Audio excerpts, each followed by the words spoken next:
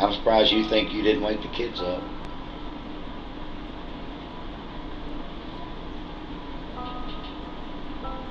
You think they're gonna call you daddy anymore once they find out what you did to their mama?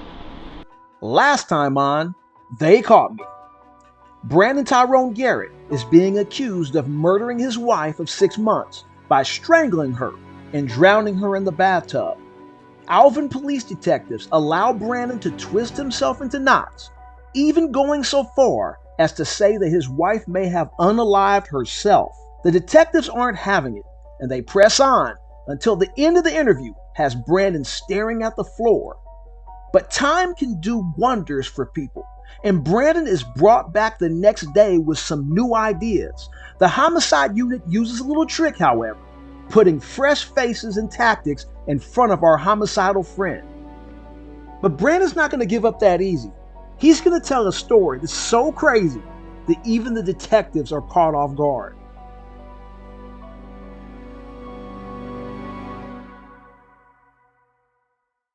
Yesterday, I'm Detective Taylor. Okay.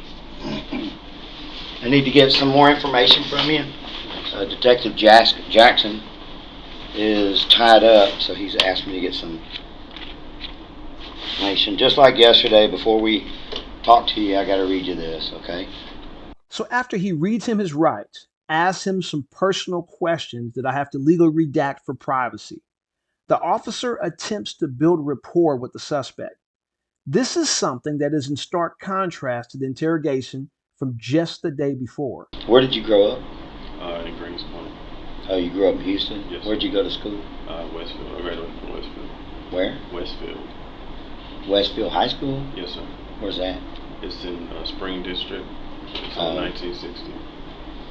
How far was that from where you grew up? Not far at all. Like, pretty much up the street. That's where you grew up. That's where you lived most of your life Yes, growing sir. up? Most of my life I lived between Greens Point Mall and the Spring? Beltway. Yeah, Spring, yeah. That little area most, yeah. Spring's a nice area. It's an expensive area, but some of it is. I remember when there wasn't much there. A bunch of really expensive houses and stuff. Okay. So what year did you graduate from high school? 2003. Did you think about, excuse me, did you ever think about going to college or anything? I was actually about to go play sports. Blew my ACL twice. I was a wide receiver. Football? Yes, sir. I was going to go to either OU, Texas Tech, Louisiana Tech, or what's one more? I can't think of it. How tall are you now? 6'1". How tall are you? Were you in your senior year of high school? I was like 6 foot. Yeah. I like doing it only. How much did you weigh? In my prime, I tore my ACL in my junior year. In my prime, I was 185. Don't you wish you'd be 185 again? Yeah, I went to 439, 40, 10 to 100. How'd you blow your ACL? Coming down, getting tackled, or what? Free guys, and no one touched me. It was in spring practice. I was running, and the doctor even said itself that I was basically running faster than what my body would take. When I took a cut on I caught the ball, and to cut upfield, my body turned, my leg didn't. You just rotated it. It popped. Was that during a game or training or It was practice? spring practice. It was 7-on-7. Oh, that's messed up. And my Texas Tech coaches there watching. Because I wanted to go. I would have played with Danny Amendola. But Danny Amendola went to the Woodlands. And we came out the same year. And Danny Amendola and I would have been on the same team. So y'all, once you blow your ACL, there's no recovery? I recovered, but I was stubborn. I didn't want to miss any games my senior year. You just kept playing? Because they said I could miss the first 3 games possibly and just get the surgery. Because it was like barely a tear. So I was like, I'll just get the knee brace. And I got the knee brace. It worked fine for a little bit. But the second game of the season, I mean, if I would have missed the first, second, and third, I would have been fine. But the second game of the season against Dobie, my knee brace like slipped in the middle, and I ran a curl route, and I planted to because the defender was on this side of me, and I felt it behind me. So when I caught the ball, I came down and I was ready to turn upfield, but this is the sideline here, and my knee just gave out. Uh, well, look, Brandon, I talked to you briefly yesterday when you turned yourself in, and I understand that Detective Jackson and Detective Kelly talked to you last night, and so I just need to get some clarifications on some of the things that you told them. That way, this is how we operate. This is what we got to do. If we have a suspect, he's either a suspect or he's not a suspect. If he's a suspect, we got to get information to show that he did it. If he's not a suspect, we got to get information that shows why he couldn't have done it. Okay? So if everything you're telling us is true and correct, then we have to verify that information. And once we verify that information, we move on. Now, I'm not saying we're still not exploring the possibility that there's another person involved, or that this was an accident or something along those lines. If I understand correctly, they're at the autopsy right now. Okay? But let's just say the scenarios are: one, Jessica was murdered; two, Jessica died of natural causes; three, what could three be?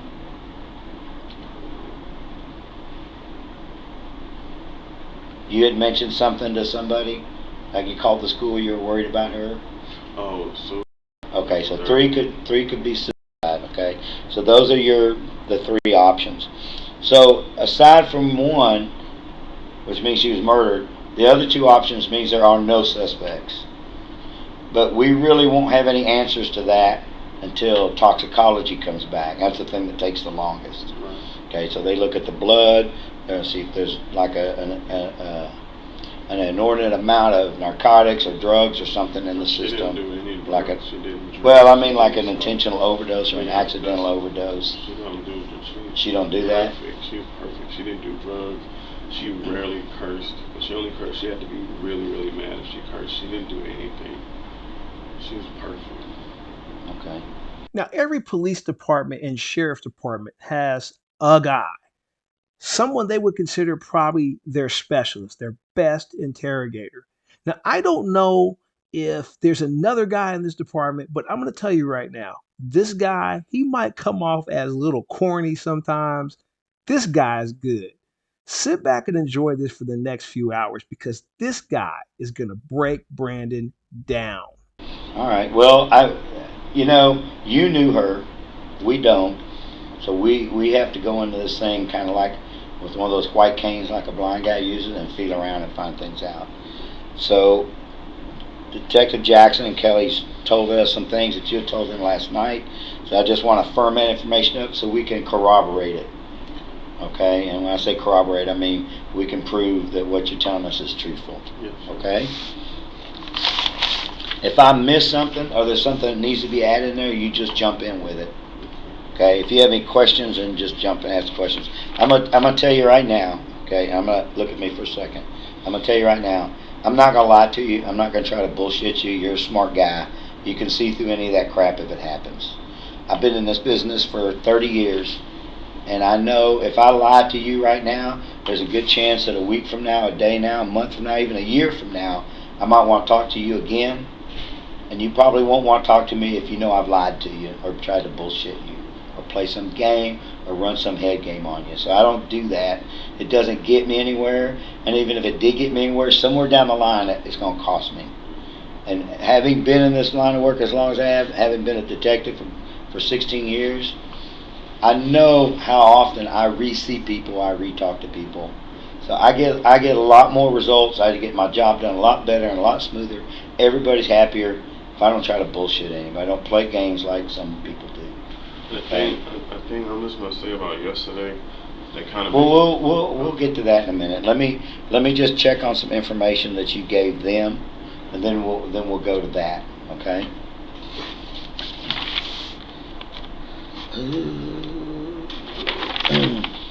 Okay, so you did not stay at home Monday or Tuesday night. No, sir.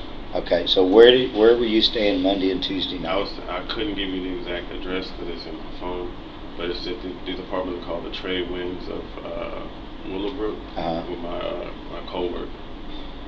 Male, female, It's a female. and what is her name? Joy. Okay. but I'm gonna tell you about her. Okay. She's kind of like a foreign exchange. I wouldn't say foreign exchange, but she's from Nigeria, and she's working under my boss. Well, my boss is actually my ex-father-in-law, not Jessica's dad, but someone. Right. But I work. He said he would never fire me because of how I work, and my relationship with his daughter has nothing to do with my job. Gotcha. So I feel like it was like something personal because she had a meeting with him. We talked on the phone before.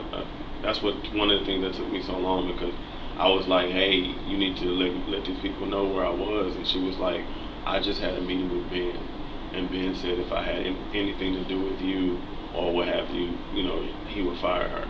And I'm gonna tell you why is because Monday. Okay, let me back you up for a second. You said that's why I was so late. What No, are you that's why referring I to? was turning myself in, Okay, because I was okay. conversating with people and Gotcha, trying to. gotcha. Okay, I I wasn't had clear every on that. intention of turning myself in. I just wanted Okay, to. so she had this meeting and. Right, and the reason why is because Monday, like after all of it, the things happened with my wife on Sunday night, I was in distraught. I was posting like really sad stuff on Instagram and stuff like that, and she saw that, and that's why she Who saw started. that? Joy. Okay. Joy saw it because she follows me on Instagram, and she started crying at work, and my boss, he looked at that, was like, y'all, it seemed like y'all have an intimate relationship. She's like, no, I wasn't telling them what was going on, but she saw what was going on and what I was saying on the media. Right, on the social media. So she was emotional about it. He had a meeting with her, and then she was telling me, she's like, I don't want to get involved because I'm gonna lose my job. I was like, well, this is my life. Like you have to let them know where I was, because you have to register my license plate at her apartment, and my car was registered at her apartment and parked at her apartment Monday night and Tuesday night. So, and I was there. That's where I was, and I'm just trying to tell her that. She was like, and then yesterday the detective said, well, she said she don't want anything. And I was thinking like, she couldn't have said it because she said she was gonna call. Like after I got off the phone with her, before I turned myself in, she said she was gonna call the detective and call you guys. And he came in and said that somebody called. I mean, when he came in yesterday, he said somebody called and said that I wasn't there. I don't know where he was. I was like, I don't think Joy would say that. She wouldn't call and just blatantly say I wasn't with. And that's what your boss told you? No, that's what the detective said yesterday. Oh, okay, gotcha. He said that, and that's what kind of was like scary. I was like, why are they telling me this? And I know that's not true. So, I mean, and then they were saying like I wasn't emotional enough or something like that. Like I'm still in shock that my wife's gone. Like I close my eyes and I see her face. Who said you weren't emotional enough? The detectives yesterday. They told you weren't emotional enough? They said I wasn't. I should be more, I guess, emotional or frantic about the situation. But I'm in complete shock still. That doesn't make any sense. Right. I don't know if they were trying to get me to say, oh, I wasn't emotional enough, so I guess you did it and you just upset. Like, no, I'm just in shock. Like I cried all the way here yesterday, and then now I'm afraid because at first I was the thought was I'm gonna just come and I'm gonna let you guys know what happened, went on, and where I was, and I was gonna go. Now you guys, and I'm not saying you and nothing against you, but the police, I'm locked up. I'm afraid now. The sadness is gone. I mean, it's not gone. Okay, let me stop you and cover two things real quick. Okay, first of all, nobody's an expert on emotions. Okay, I know for a fact that when something traumatic happens in somebody's life, it has a very big mental impact to the point where some people are just numb. You know what I mean? For a day or two, and it slowly starts to sink in, and the emotions start to catch up. So to make a statement like that is just kind of narrow-minded thinking. All right. Right. The second thing is I don't know what you're afraid of. What is it you're afraid of? I'm afraid that I love my wife. I would never harm her in that way. Sunday night happened. That was a freak accident. That's why I was about to check myself to a mental hospital. Mm-hmm. I blacked out. I suffer from manic depression, bipolar disorder. Mm-hmm. I do. I wasn't on my meds. So when that happened, when I broke in the door, I didn't realize I scraped my arm up on the door, and I don't remember what was happening, but all I remember is her saying, "Babe," and I stopped and I backed away from her, and she was like, I'm gonna go to my mom's house, and she left. If I was a violent person or evil, I wouldn't let her leave. She would have left the house on Monday night. I let her wake the kids up, and they drove off and they were gone. I let them go. I was distraught because I didn't know what happened. I couldn't believe that it actually happened. So yeah, I left, and I was posting stuff, I'm sorry type stuff, and this, I messed up and all that type of stuff on Instagram, of course, and that's what happened.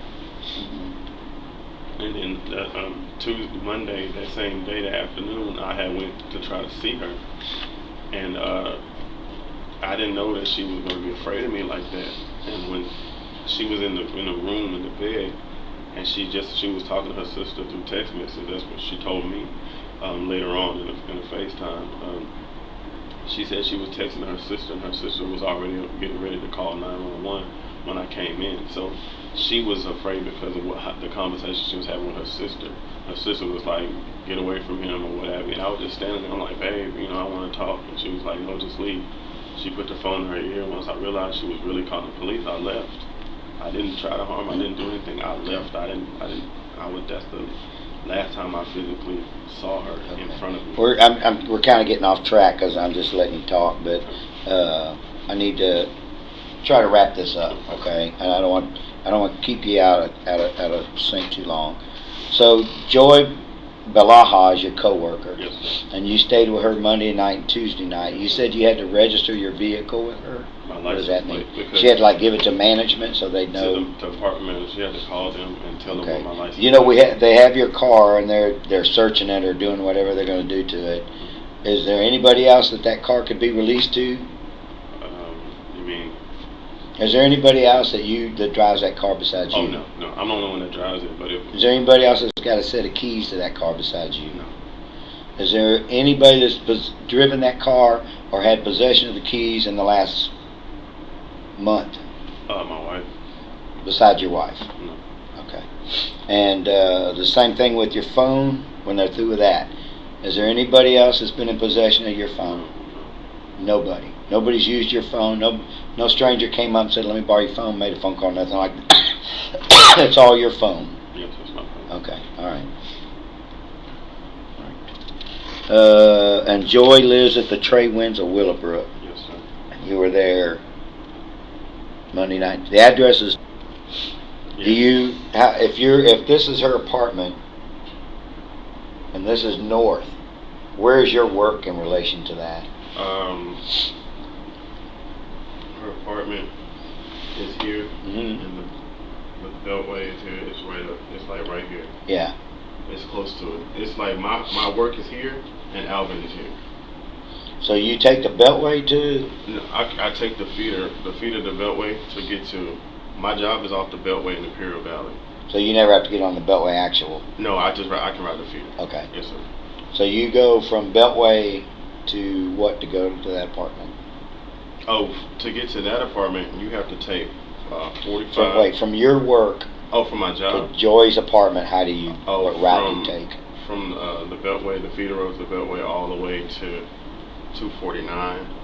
Take 249 north and turn left on Guessman. It's not that far. Okay, and is there a similar route or a different route that you take to go from that apartment to work? No, it's the same route. Just reverse? It's the same, yes, sir. You don't have to make any other moves because there's a one red line, nothing like that, okay. So Beltway to 249? Beltway 249. And 249 to Gessner? Yes, sir. Okay. Okay, and going from that apartment, when you came here yesterday, where were you coming from? I was coming from, I'm drawing blank. The park is in my mind. Take your time. McGregor Park, I'm sorry. Yes, McGregor Park, because there's a mental health facility right over there. Mm-hmm. And I was waiting to hear back from somebody because I was trying to let her know that where I was going first before I checked myself in. Letting who know? I wanted to let my wife know. I was trying to call everybody. I wanted so to hear back. Who were you waiting on a call from? I wasn't waiting on a call from. You said you were waiting to hear back. From her. Oh, I wanted okay. I wanted to get her to let her know that I was about to check myself in. So you were sitting over there at that mental health place? No, at the park. The park near McGregor Park, like kind of close to the zoo and Bentley Hospital, that area. You know what that's at? Yeah, I'm getting kind of confused. So you were at that parking lot, at that park, and if she'd called back and you could talk to her, you would have said, "Hey, I was going to go straight. I'm going right over there," and then you would have gone straight over there. I was sitting. Yes, sir. Okay. I was sitting at the park when I finally got a hold of the lady in the office. About what time was it that you parked over there? It had to have been about 3-something. In the afternoon? 2 or 3 something in the afternoon. And that was what? Yesterday?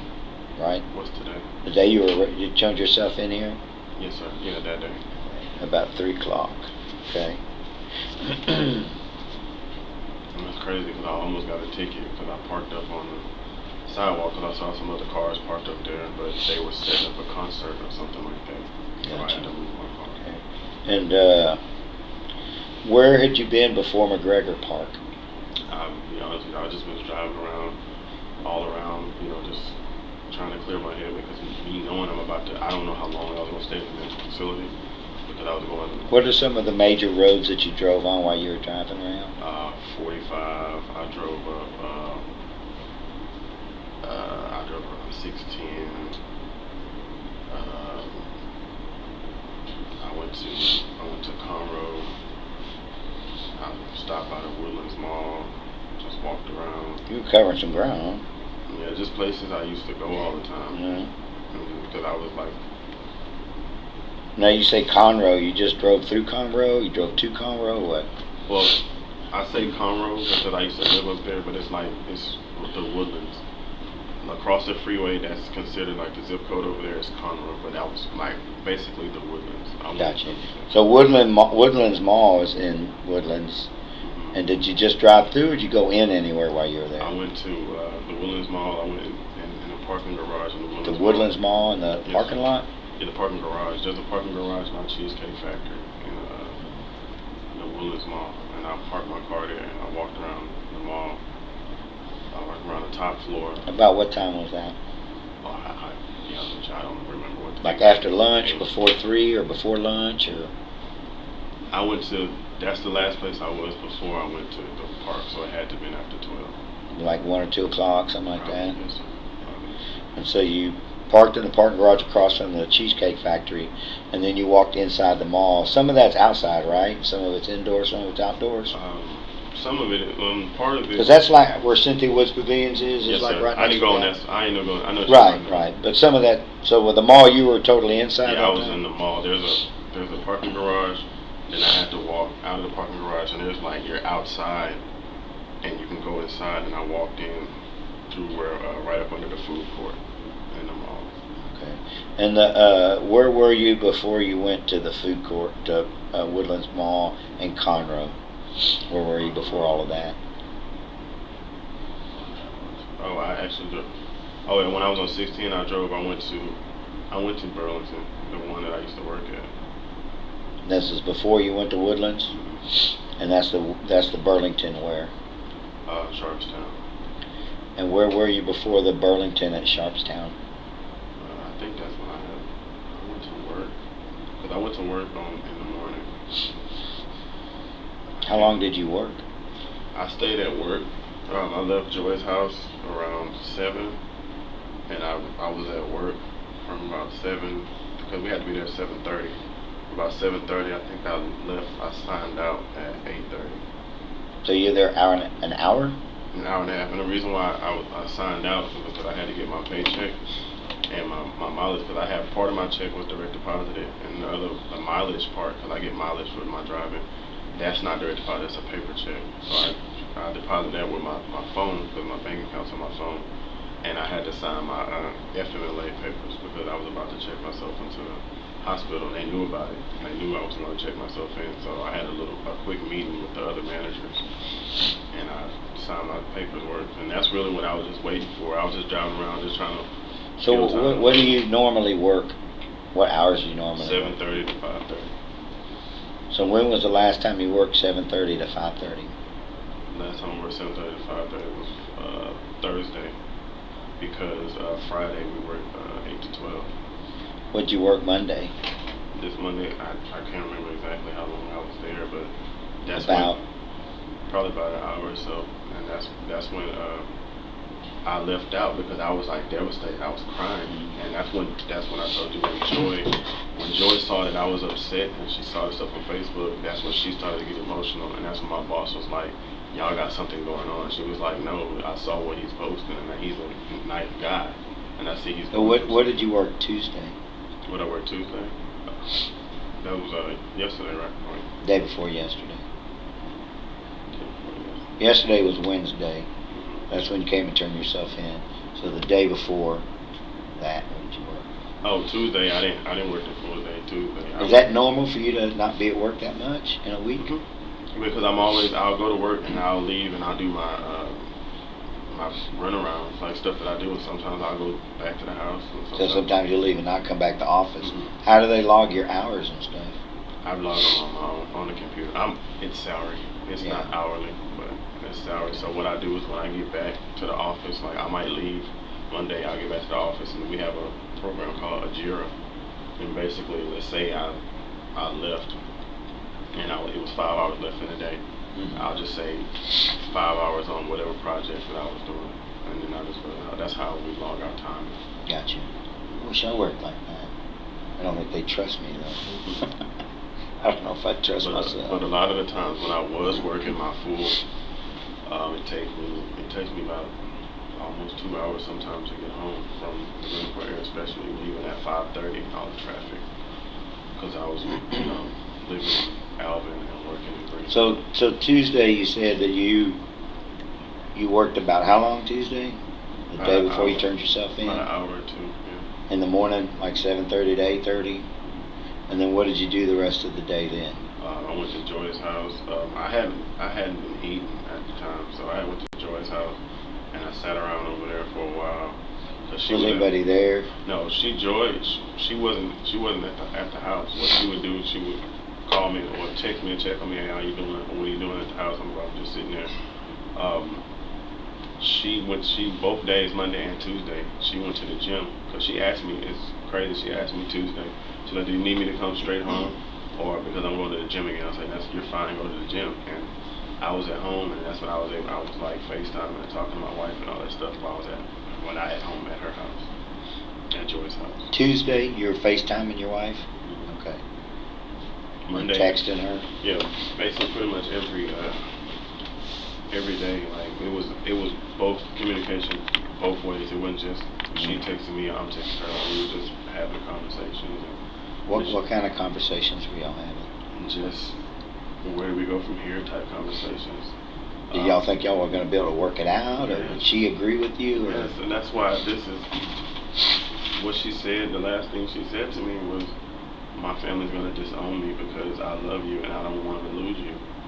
And why did she say her family's going to disown her? Because she was saying her sister was the one that basically got her mad at me that Monday night or Sunday evening, whenever that was. Because I'm a strict parent, and my little girls, my stepdaughters, they never had their fathers around. So, and this is verbatim from my wife. That's why they act like that. They'll be in public and they'll be, running around and they won't sit still. They're bad. They're loud. But I was there. She told me, she's like, yeah, they need a male guidance. So what I would do is I would raise my voice. But that's how my biological children. If I just raise them, like, hey, y'all better, they shut down. They'll do what I ask them to do. So it's like the same thing. But her sister said that I'm too strict, and reminded my wife, or reminded them of her ex stepdad, my wife's ex stepdad, and my wife was like, she got mad at her because a court apparently in the past, my wife's ex stepdad molested her, and she was like, don't you ever compare my husband to him? My husband's not like him. So instead of my wife lashed out at me after they got into an argument, like that night, like after the kids went to bed. She lashed out at me and argued with me, and that was something that she does. Like she'll get mad, and force all her anger, and then later on she apologized for it. Like she wasn't physical, but her words Yeah. were the one. So I stab. right, and that's when you used an expression that rang with me out there in that parking lot when you said she was doing what? poking, stabbing him, what? Agitating. Pushing your buttons. Oh yeah, that's what. Yeah, I mean she does it all the time. But you know who who pushes my buttons the most? Who? My teenage son. I'm gonna have a teenage son this year. He turned 13. What's his name? Ashton. Ashley? Ashton. Ashton. He's 15? His mom. Or fixing to be 15? He's about to be 13. About 13. Because in a couple of years he's going to get his learner's permit. And where does he live? He lives in Oklahoma with his mom. Where in Oklahoma? So, to be honest, it's more than likely Oklahoma City. I hadn't talked to him in a while. It's because it's a long story with him and his mom. She's doing something with some guy up there, and they X me out because she was living in Pearland. That was part of the reason why I was so eager to move from Houston to Alvin, because Pearland is right by there. And so that's one of the reasons why I moved so easily, because I could see my son. But by the time I moved to Alvin, she had already took off to Oklahoma and didn't even tell me, and I hadn't even heard or seen from my son since. So. That ain't cool. Do you have joint custody, or? According to the paperwork for child support, we have she's a custodial parent, but we have joint interest in the child. So she's really not supposed to take him outside of. Did you report this? I did, but there's nothing that they can do because. What do you mean there's nothing they can do? How the law is set up, if I stop paying child support, eventually they'll take me to jail for it. But in the paperwork it says that she's not supposed to hold the child away from me, but they don't enforce that. They don't enforce visitation. Well, why are they going to enforce one and not the other? That's just what it is. And like you got screwed. Yeah, I mean it's not. I ain't gonna say it's the man. It's the non-custodial parent. So if the shoe was on the other foot and I had him and I did that, I wouldn't get in trouble. You don't think so? I don't think so. That's how the law. That's how the law is.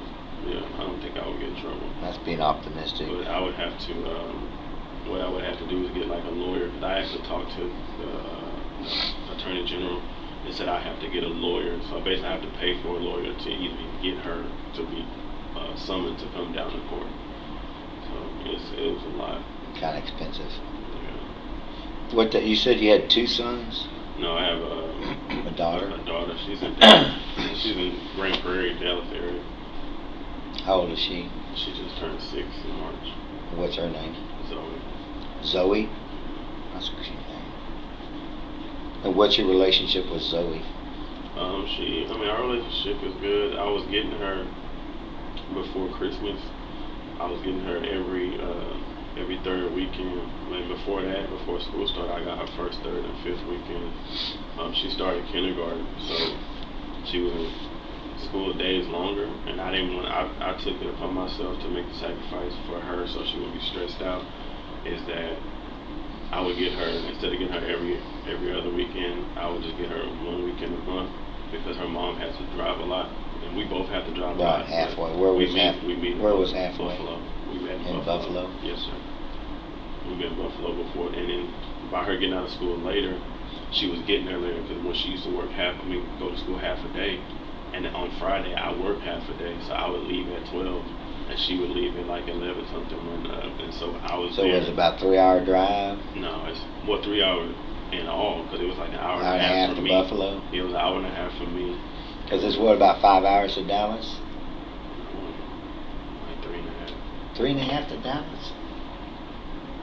It takes me longer, but I'm old and drive slow. I thought it was longer. I don't go to Dallas that much, so Austin, San Antonio, Fredericksburg, I go that long, but not Dallas. Yeah, but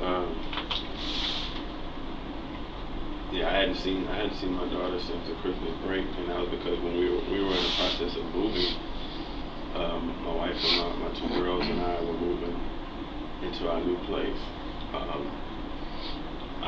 We basically were stuck out, because the apartment that we live in now, it wasn't finished yet, and we had already paid for all this stuff and paid extra money to be able to move, and the still wasn't ready, and I didn't want to bring Zoe down in the middle. It'd be hard not seeing her all the time. It's very hard. I got 3 kids, okay? And 2 of them are girls. Mm-hmm. And if a week goes by where I'm working all night long, or they're away on a trip or something, it kills me. I don't know. I was talking to a friend of mine years ago, and he had a kid that was living with his ex-wife, and they had to do that. I don't remember where she was living. I think Austin. Mm-hmm. So they had to meet like in Sealy or something on that. And I told him, I said, man, that would kill me. Not to have my daughter in my house all the time, especially at 5 years old. It sucks too. You know, because at 5 years old, they're all about daddy, daddy's girl. That's got to be tough. That's how my 5-year-old was at home. Yeah.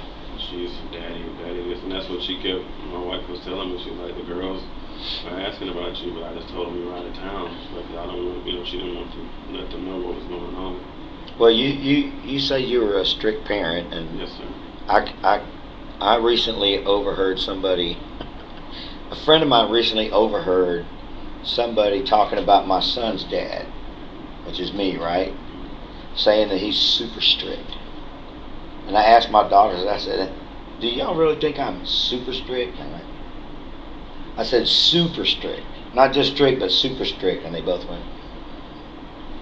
So that kind of caught me off guard, because I don't think I'm super strict. Right, I don't think I'm super strict. But you know, the law is the law, the rules are the rules. Right. And there's sometimes when you can bend them a little, sometimes when, like, I don't know, like you're watching a good movie and it's bedtime and there's still 30 minutes left in the movie and y'all are sitting there having family time. You're sitting there with Zoe on the couch. Okay, 30 more minutes. I'll let you stay up. We'll finish this movie, but you're going to get up. First thing when we turn that light on, I'll say, get up, that kind of thing. I do that, but I guess her sister just doesn't have a lot of heart for you, huh? Nah, what it was, she was just basically kind of, I don't know, it was just trying to make me seem worse than what I was. And because of my wife, she always spoke highly of me, and her sister because her sister lives in California. And, her sister, she would she on the phone and she'll hear me in the background, like, hey, y'all go to bed, y'all, it's bedtime, so their bedtime's 8:30. And if she was talking to her, she was like, I just got off the phone with Dia, I said that Zia keeps saying that you mean to the girls. And I don't think you mean to the girls, it's just they don't understand. They don't understand. They never had a man in their life. Their dads aren't in their lives. So but you know what, you're going to have to forgive me if I'm ignorant or maybe speaking out of turn, but I don't even think it's necessarily a man, that they need a man. I think sometimes mom needs a partner. Right. And I'm not trying to be politically correct. I'm just saying. I know what you mean. I'm just saying that a grandparent possibly. If this was my child and you were staying at my house and we're not even in a relationship, we're just friends, and I say this is the way it's going to be, and they go, that's not fair, and you go, that is fair. You know what I mean? Then they got to look at it. Well, everybody feels that way. But if it's just me and then they say that's not fair, and I say that is fair, they're like, whatever. Because I know, like, I would be away for a long time, for a week or two sometimes on a trip or something. And my wife said that she would get so tired when the kids were little. So tired of them bickering and fighting. Sometimes she would just let them do a lot of things she wouldn't normally let them do because she was just so tired of the crap. You understand what I'm saying? So she would let things go and just not deal with it where normally she would. So I have my sister, my brother-in-law was in the service. He was in the Army, he retired. And there were times when he was deployed for up to a year away from his family. And I think I saw that in his wife, that she was a lone ranger against these 2 boys, and she tried to lay down the law, and sometimes she just got tired, so the boys would get spoiled. And then Dad would come home after not been there for a year, and now he's trying to enact this is the law, and they resented that, and it created a lot of issues for them. So I don't think it has anything to do with gender. It has a lot to do with partners. That's kind of, and I said she was a single parent from like her first child. She's 9. Yeah. Jalen's 9 years old, and she would say I was a single parent for 9 years because her oldest dad was in and out. Like he kind of would do something And then, but when I came in, I'm 24/7 dad. Yeah. You know, I mean, the kids, they called me daddy. They didn't call me Brandon or my stepdad. They said that's my daddy. And my youngest, Janine, she doesn't know who her dad is, and that's because he skipped, like, when she was born, the dad wasn't really around, and then the last time he seen her was she was 18 months. Mm-hmm. So I'm the only person she knows as dad. She don't. Would you say that maybe, and those, as far as those little girls are concerned, you've been the only dad? I wouldn't say that. Jalen had her dad in and out. I'm not going to say that her dad's never been there. Okay, would you say that you were the better dad, maybe? I believe so. If you were there 24/7? Yes. I think I agree with that statement. The stuff that I, sacrificed for them. Like, there's a lot of stuff. Like, I didn't buy myself anything anymore because I was the one who offered to move into a bigger place, because at first she was staying in a 2-bedroom, 1 bath. And I was like, hey, I'm moving in. She's like, well, you can just pile on your stuff. I was like, no, babe, we need to get a bigger place. So we got a bigger place, brand new apartment. She was in her last apartment for 4 years, and it was like run down, and it was really bad apartment. The apartment was pretty much falling apart. In Alvin? Yes, it's the Foley Hill Apartments. Okay. In Alvin, right? Yeah, I know where they are. Yeah, so it was bad. Everything was like tearing up, and when Harvey happened, it was flooded. Like, the flooding, I don't think it flooded the parking lot, but the flooding came through the roof. Leaks, yes, and the house smelled like mildew. But she was like, so what happened Sunday night that started the fight? It was when she was talking to her sister, because on the phone. Right, and it's crazy because we went to Splash. We had a good day. Like, that day shouldn't have ended that way. She was talking to her sister pretty much about the conversation I told you about, that her sister was comparing me to her stepfather, and she didn't like that. And I guess instead of her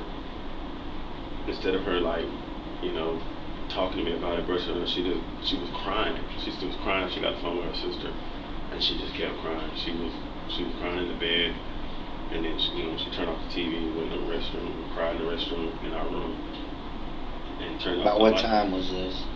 This was 10-ish maybe.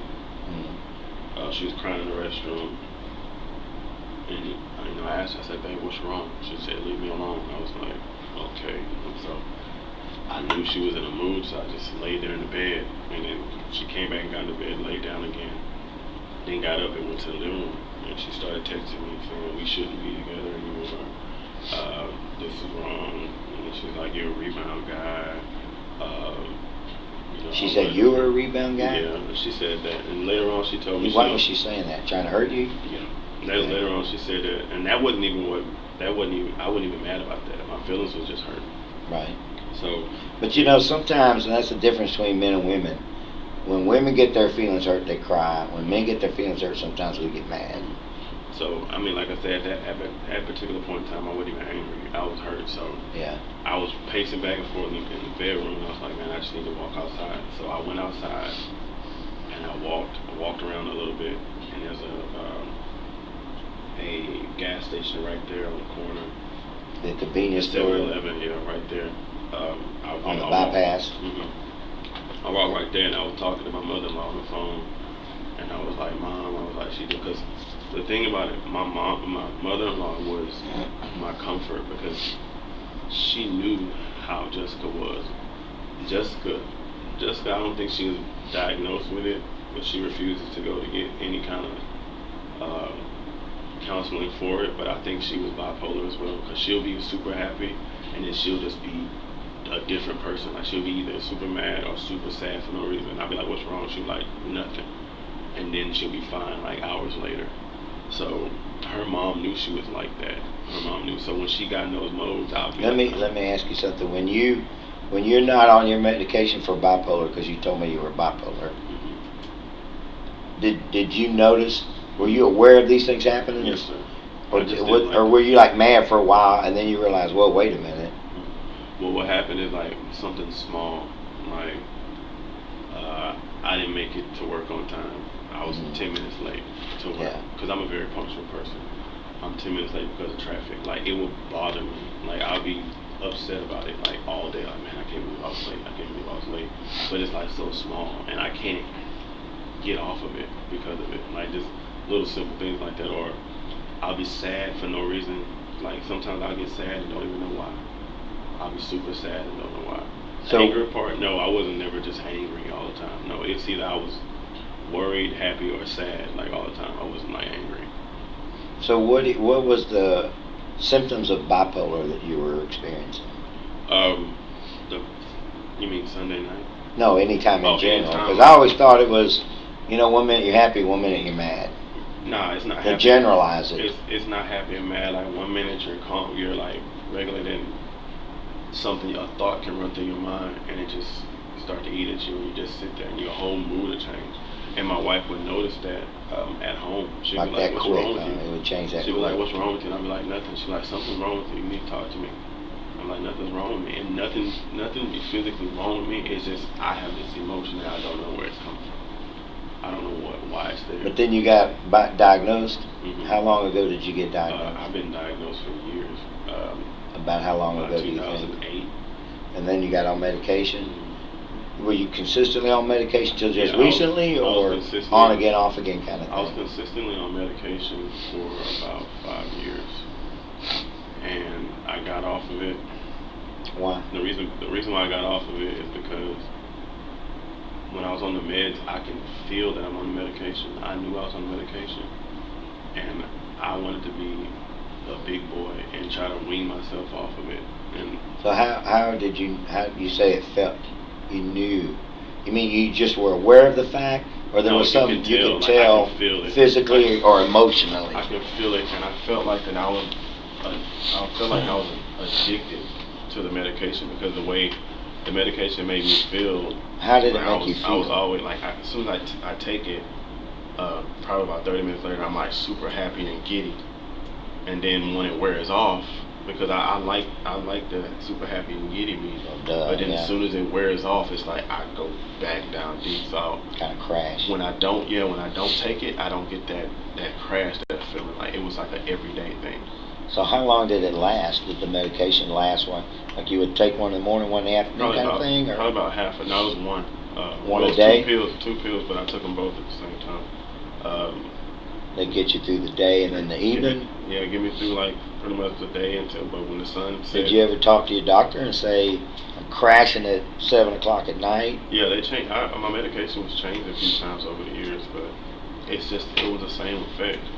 I would be all right for like the first half of the day, and then after that, I'd be sad again. That was my thing. So when you were off of it, you were sad all the time? No, when I was off of it, I could have normal days, but then like a lot of stuff. Did you ever feel happy and giddy when you were off of it? Mm-hmm, sometimes like it just depends on what's going on. If like a lot of good things are happening, and it's like Sunday, for instance, that's one of those days I was like super happy the whole day. But you hadn't been on the medication though. No. You were super happy because y'all were everything was moving along, right? Right. I had just got my explain about those apartments. So how long ago was it you stopped taking the medication? The last time I took medication was, I want to say 2017. Almost 2 years ago, a year and a half ago. Mm-hmm. And you hadn't considered getting back on? I did in October, this past October, because I had to check myself. Well, I didn't have to check myself in. I was involuntarily placed in a mental health facility. So what happened that brought that on? Because my wife, this is before I moved to Alvin, she was saying that when I was talking to her on the phone, I wasn't sounding right, and she said that I was sounding like I was possibly suicidal on the phone, and she didn't want nothing to happen to me. So she did a wellness check, because I went to sleep, and she didn't like. I can't remember exactly what it was that I said, the last text message I sent her, but she didn't like it, and she kept calling me, and I didn't answer because I fell asleep on my couch. I was watching a movie, and the officers that came to my house, and they took me to Marital, and that's when they evaluated me at Marital, and then they sent me to the hospital that I was about to go to. I can't remember the name. I can't remember the name for life. It's right over there across from the park is on this side of 288. It was like Sunny something or Sun something. That sounds familiar. It's like It's like a hospital. When you go upstairs, it's like a dorm, kinda. Yeah. And you can wear your street You have like an clothes. open courtyard area? Yes, sir. With a It's open. gazebo in it? Yes, sir. It's Okay. that one. Yes, sir. And that's where I was about to go. That's why I was parked where I was, waiting to hear back from my wife, so I can. I've been there. Yeah. My youngest daughter was there for a week. So yeah, I was there for 5 days. Like They took care of her real well when she was there. That's why I wanted to go, but it's different when you take yourself, because when I first went, I didn't have any clothes, so that's why in my car I have bags packed and my shoes and stuff. I was about to go, and actually, so I wasn't uncomfortable there. So what happens in your life at the point where you feel like I need to go? It's a whole bunch of stuff. Like I was gonna say, I'm a very passive person. If something like negative happens, I'll brush it off and keep brushing it off. It might go away in my physical mind, but I have a bank of bad things that build up that I don't remember about, but they come back. The memories of what happened bad come back, and then it's like a dark cloud. It's not that you don't remember. It's just you put them out of your mind. Right. Yeah. I put them out of the way. And then every once in a while you bring them back out. The dark cloud comes in, and it's just like I'm super sad and upset or what have you. And that's why I wanted to correct that. And that's what. Tell me about Sunday night again. Then what happened? You went out to the convenience store. Yeah, I was. And you called your mother-in-law. I was talking to my mother-in-law on the phone. And that's Joyce. Yes, ma'am. Yes, sir. I was talking to my mother-in-law on the phone, and I had got a text message from Jessica saying I'm locking you out, because she saw me far away. She saw me on the phone. I guess she assumed I was talking to a female or something. And I told her, I was like, babe, I wasn't on the phone like that. I was like, I didn't tell her I was talking to her mom. And she's like, yes, you were. She's like, well, just stay outside. And I was just like, all right. So I sat on the porch for a while, and because I had my key, I unlocked the top lock, and like our door handle, the doorknob has a lock in it, and then one key locks both of them. So I unlocked that, and when I opened the door, the deadbolt top was locked, and she was on the couch. And I know that now because she had told me she was sitting on the couch watching me the whole time. And she was like, you weren't even mad when you was knocking on the door. She was just like, all of a sudden, like, I was knocking on the door, and all of a sudden, she told me, this is what she told me I did. I was knocking on the door, I sat down, I knocked again, and I sat down. And then she next thing I just bull rushed the door. And I don't remember doing that. I remember just sitting on the patio, on the porch.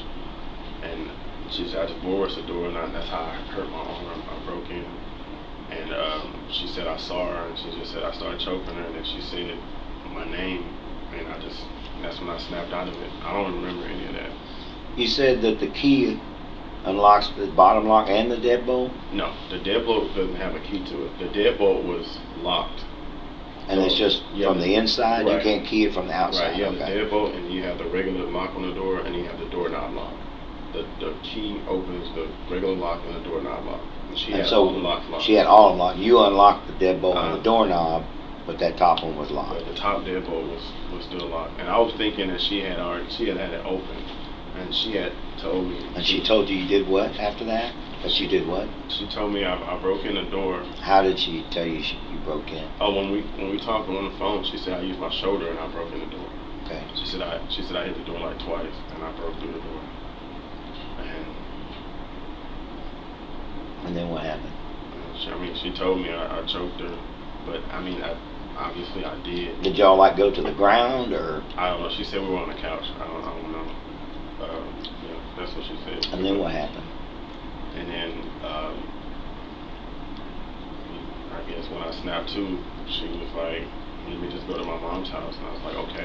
And I gave her her wallet. Because her wallet was on the kitchen counter, and that's where it always is. I gave it to her. She woke the girls up. I took her key off the hook. I gave it to her, and she left with the girls. And I didn't try to stop her because I wasn't sure what happened. I didn't know what happened, and she left. And then that's it. That's the last time I saw the girls. And you said you stayed and she left. How long did you stay? All night? No. I stayed for about 20 minutes. I had packed. That's why I still packed my bags up. My bag's been packed. Uh, I stayed for about enough time to pack my bag, and then I drove out. And So why did you decide to leave? I just didn't. I didn't want to sit there. And I was looking at the door. I was staring at the door broke in the living room, and I was just like, I can't be here. I don't know what happened, and I couldn't be there without my family. I felt like at that particular moment when she walked out, I was like, I just lost my family. I just lost the love of my life and my kids. And they just walked out, and I just couldn't sit there because I couldn't wrap my head around what happened. You said that she saw you at the store on the phone? She said, well, she saw me. I was at the store. I didn't get on the phone until I got to the store. But I think I walked around the back of the complex, and she probably went in the room and looked out the window, and she probably saw me pick my phone up, and I was messing with my phone because obviously when you're... So why would she automatically think you were trying to call another girl? I don't know. Has that accusation come up before? I never. She accused you of anything? No. That's why I was like, who would I be talking to? I don't know. You could be talking to anybody. And I was like... Did that come up often in y'all's relationship? No. So why would it come up that night? I don't know. I have no idea. But I guess but what I was doing was scrolling through social media as I was walking by, and then when I got over to the store, that's when I called her mom. But that's what did mom have to say? Mom would just tell me, she's like, you know how Jessica is, and I was telling her about, the Ellis situation, which is her ex-stepdad. She was like, you're nothing like him, and Jessica, she refused to go to any kind of counseling or even press the charges on the guy that did it to her. She refused. She kind of told me about. She didn't tell me the whole story, but her mom is the one who told me. So why would Jessica all of a sudden start throwing this stuff at you? Telling you that you're a bad dad, accusing you of talking to some other woman on the phone. It's her sister. I mean, I'm not putting it, but you know how. I understand. Sisters, No, I understand. Yeah. She's basically, I guess, Jessica was too happy. I think that's what it was. She was too happy. Well, earlier, I get confused now because earlier you said that she got on the phone and started calling the police. And when you realized she was calling the police, that's when you said you left. That's the next day. That's Monday. The next day? That's Monday. Yes, sir. Okay, so why was she calling the police Monday? She was actually on the phone with us. I had came in. I wanted to talk to her, and that's when I left work early, and I came in to talk to her. And I guess she was texting her sister already. Her sister was already about to call the police. That's when the police was called. What was she texting her sister about? I don't know. Why you say her sister was about to call the police? She told me. She said Dia was the one about to call the police. Dia had. Because you were back? Right. Okay, and they thought you were a threat. Right. Okay. But I wasn't, and that's why the police, the Sunday incident, it happened Sunday night, but she never called the police. She said she wasn't going to call the police. She wasn't intending on calling the police because she knew her part in it, and she was like, I was going to go get help. I even told her mom, I'm about to go get help, and her mom was like, go to a mental facility. Because her mom, that's what she specializes in at her job. She works at the college, the Clear Lake, U.S. Clear Lake. That's what she works at, and that's what one of her degrees is in mental health. So she understands that part. So well, let me just tell you this. I'm sorry for your loss. I'm sorry that you found yourself in this position. I can't go so far to say that you're a victim of circumstances, but I wish that we weren't here. I wish you weren't here. I wish that Jessica was still alive. That's how I truly feel about all of this. But unfortunately, I got to be involved, and we got to be involved just by the nature of what's taking place. I understand. Our job is to do a couple things, and one of them is find out what happened. And if we already know what happened, then we got to find out why it happened, and how it happened. And a lot of times, if we know what happened, we know how it happened. But sometimes the hardest part is finding out why it happened. If, for example, and I'm gonna give you a scenario here, if a guy breaks into a store and he steals a bunch of cigarettes cartons and cartons of cigarettes. And then he gets arrested as he's coming out of the store. Okay, as far as anybody's concerned, we got a burglar. Guy came in, he stole a bunch of cigarettes, we caught him in the act. But what we don't know is why. And everybody's going to say, why you need money to buy dope? But that's not necessarily all the reasons that people steal, do burglaries. I've been doing this long enough that I know a lot about it. Sometimes people are trying to pay for things. Sometimes people don't want to get evicted. Sometimes people don't want to lose their cars. Sometimes people want to put food on the table for their families. And they get so desperate because they can't find work, or they can't get work, or they can't find any other ways of means to money, so they steal stuff so they can sell it or pawn it or whatever, get that money. So there's always another side to the story. There's always another reason that things do what they do, people do what they do, or the reason things happen the way they happen. I personally think that if there's a judge or a jury or there's other people making judgments, that they need to know the whole story. Okay, so you telling me everything that happened Sunday is getting us almost there as far as what happened Sunday. In those regards. Yeah, to the way. But it's not complete.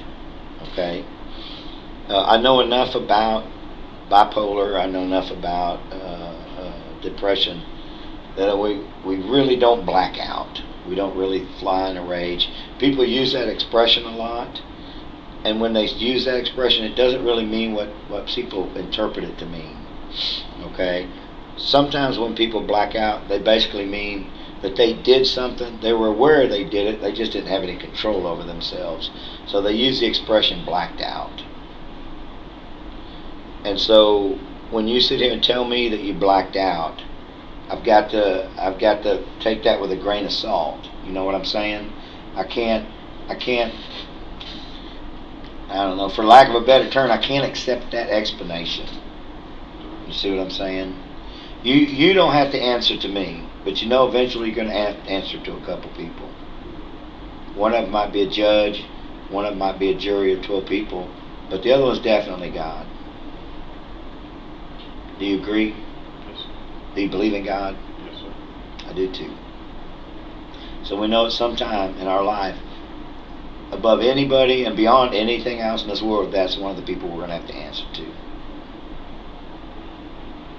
But the first immediate thing is going to be a judge or a jury. And there's enough experts out there that know a lot more about this kind of stuff than I do, that are not going to accept the expression or the explanation of blacking out. Now, if you did something you had no control over your emotions, that's understandable. But to say that you don't remember any of it, nobody's going to buy into that. Well, that particular part, I'm not omitting that. That's what basically got us. I mean, that's what the warrant and stuff was for. Right. I'm not. I know you're not denying it happened, but to say that you blacked out and you don't remember anything, that is not the truth. Well, I don't remember exactly. Okay, hold on. I'm trying to explain to you that that's not the truth, and you know it's not the truth. The whole truth and nothing but the truth, so help you God. And you know that I know that it's not the whole truth. You see what I'm saying? I don't have an exact account of what happened. The only thing I remember from it is me. Well, let me give you some help real quick, okay? There's no way she could have known that you shouldered the door. But she said she was looking out the blinds when I was doing it. There's no way she could have seen that you shouldered the door, okay? And then my shoulder hurts, so. Well, that's the only person that knows the shoulder hurt is you, right? So tell me what happened in your words, not in hers. I hit the door with my shoulder. I came in and she walked towards me, and I started choking. Why was she coming towards you? I didn't know what. Was she like trying to push you out, or was she trying to embrace you, or hit you, or what?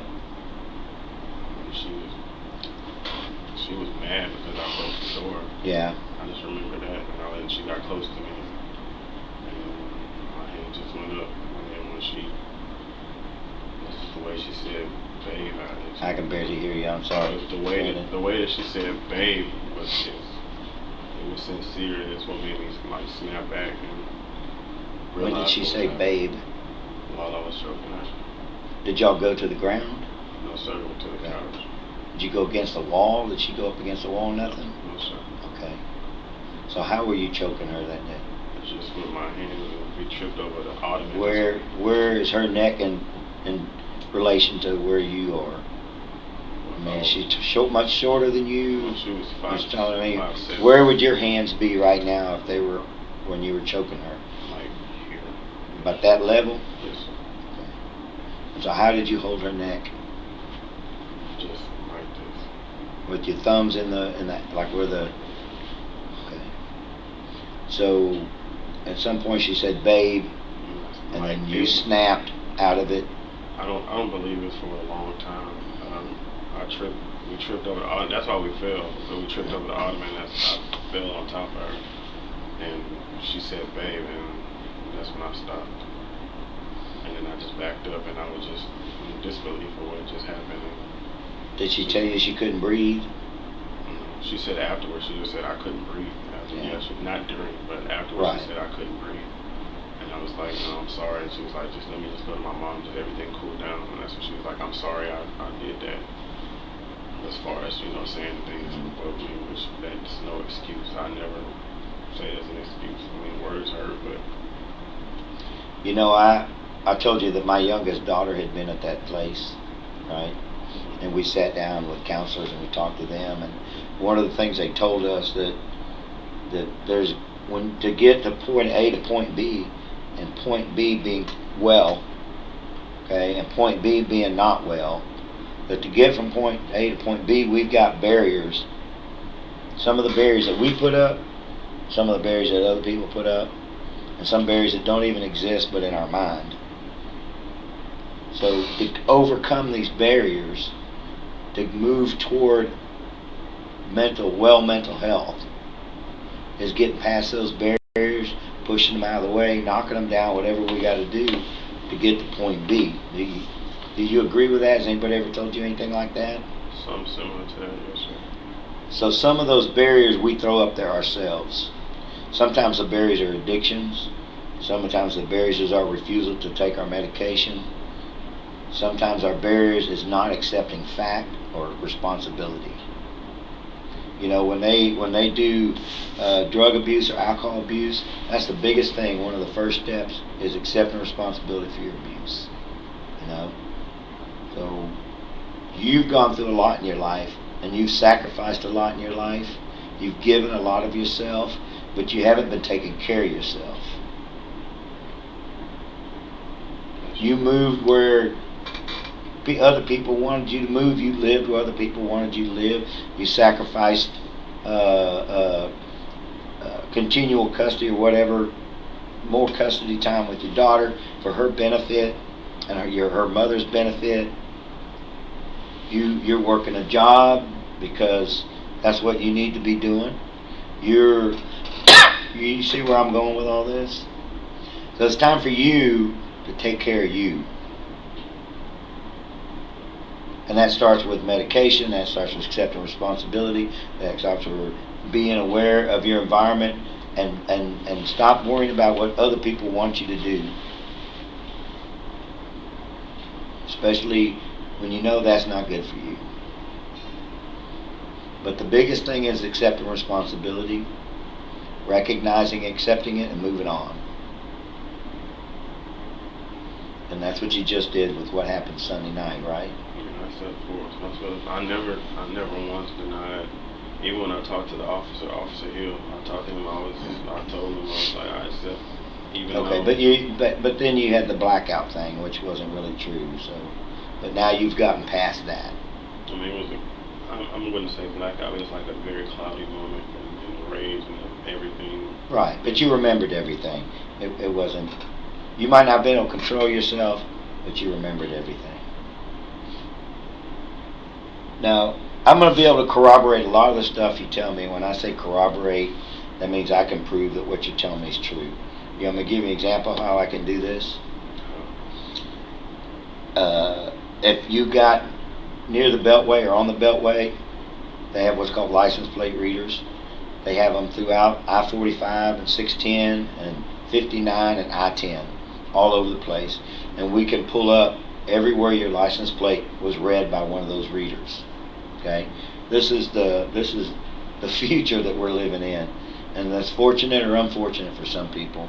I think in your case it's fortunate because I believe it's going to support what you're telling me. Okay.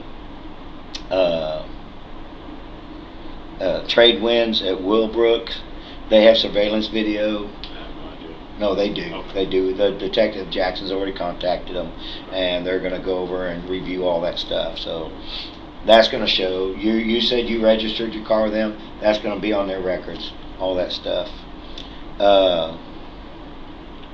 We're going to get statements from Joy. We're not going to let her. We don't need to let her work know that we're talking to her. And that's what she's worried about. But we'll get statements from Joy to so she can state the fact that you were with her Monday night and Tuesday night, okay? Because that's what you're saying is correct, right? Because you wouldn't. I don't believe you're the kind of person who would ask Joy to lie for you. No. But Because I asked her to stick up and tell the truth. Right. That's what I want. And but my point being, if somebody were to ask her to lie for them, it would be a felony that she'd be looking at. You know. And I believe that you like her enough that you wouldn't risk putting her through that, right? Okay.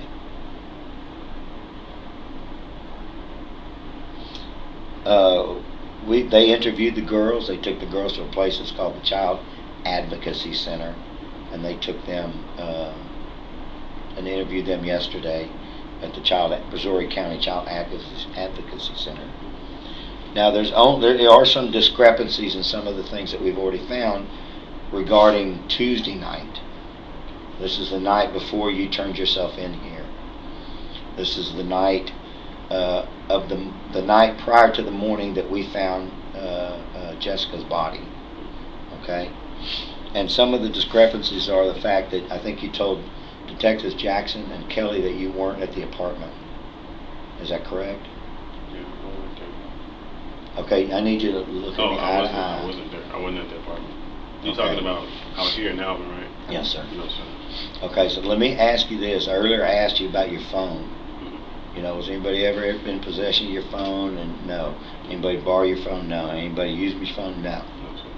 Because your phone hooked up with the Wi-Fi in that apartment Tuesday night. Tuesday night. Your Alexa thing works off the Wi-Fi that y'all have with your cable. No, it's the Alexa. That's my. No. I'm not. But I'm just saying Alexa works off of Wi-Fi, Mhm. and your phone connected with the Wi-Fi Tuesday night.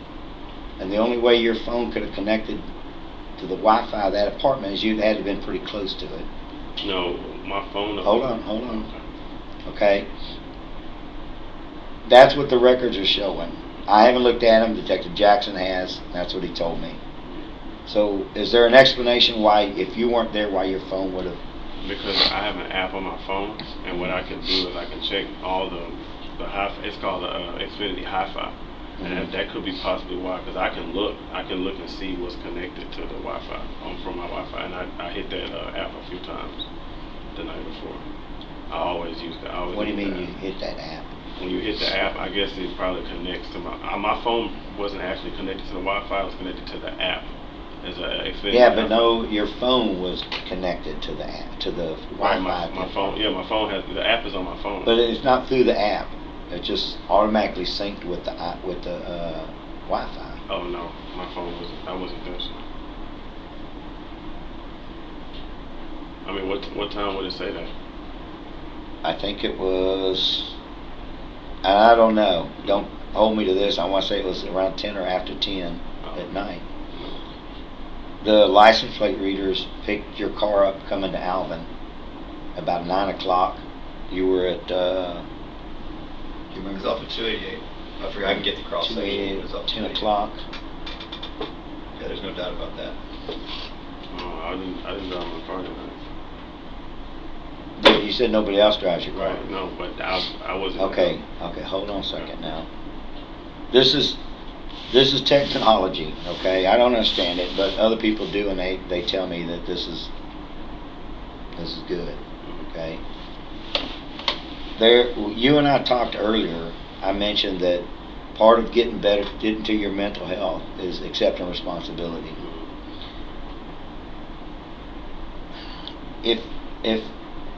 If Zoe were sitting in this room right now, your 5-year-old daughter, if she was sitting in this room right now, and she knows what happened, she knows everything that took place this week, what do you think she'd be thinking now listening to you tell me this? About what part? About that you weren't on 288, that your phone didn't connect with the Wi-Fi Tuesday night. I mean, if Zoe was here with me, she would believe me, but that's the truth. But what if Zoe knew the truth? I didn't drive my car. Are you saying somebody else drove your car? No, I didn't drive my car. I didn't leave. I didn't come to Alvin on Tuesday. I have no reason to try to bullshit you with this, okay? This is just hard, irrefutable evidence, okay? That your car was on 288 and that your phone synced with the Wi-Fi. That's the tip of the iceberg, because as soon as they pull all these records, there'll be a lot more detail. And you're sitting here telling me, no, none of that happened.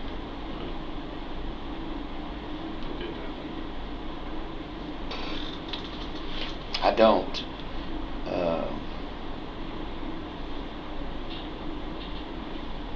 I don't.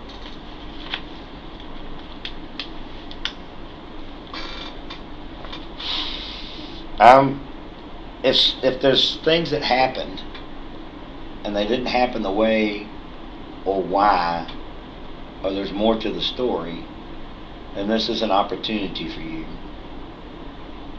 I didn't hurt my wife, so I know that that's what it's looking like, but I didn't hurt my wife. When? I'm talking about. Would you ever hurt your wife? Besides Monday. Okay. I don't know. But no, I didn't hurt my wife to the fact that she's no longer living anymore. What happened Monday that you heard? I thought that was Sunday and Monday night. That's what I'm thinking it was. So what Monday happened morning, Monday night? Sunday night, Monday morning. What happened Monday night? That's when the choke incident happened. Sunday night, Monday morning. I can't remember if it was before or after midnight. I can't remember. But Sunday, Monday night. And then Monday, actually in the daytime, is when I went to go see her and tried to sue her. Have you tried to commit suicide before, Brandon? I have before. Tell me about what happened with that. I drank a lot of pills and I drank alcohol with them. I can hear you. I drank a lot of pills and I drank alcohol with them. That was. Was that when the two deputies took you? Or was that something else? That was the most recent time. What did you text your wife to make the deputies come? I told her I didn't want to live anymore. I can't remember exactly why I was feeling that way. Or were you going to kill yourself, or were you just threatening to? I tried to. And Monday, the reason why Joy was crying is because I took some Advil. That's why I left work early on Monday. Just because I took some Advils. Not Monday, I'm sorry, Tuesday. Because I took some Advils from work and I had to pull over. On Tuesday, you were going to kill yourself? Yeah, I had to pull over and I threw up on 45. Are we going to see you on surveillance at Woodlands Mall? Yes, sir. So, you pulled over to kill yourself? No, I pulled over to throw up because Joy and Jordan, two of my coworkers, they were reaching out to me. And so I pulled over and I threw the pills up and I just sat for a while. And I was feeling like woozy because it was the big Advil bottle. And that was the first thing I saw when I went to the office. When I looked in the first aid kit, that was like the only thing that you could possibly take. Why did you want to kill yourself? I was just having a moment where I was. You're right. I was having a moment, which I have a lot, but it was an intense moment where everything. Can I, well, if I can, Detective Taylor, I was going to ask,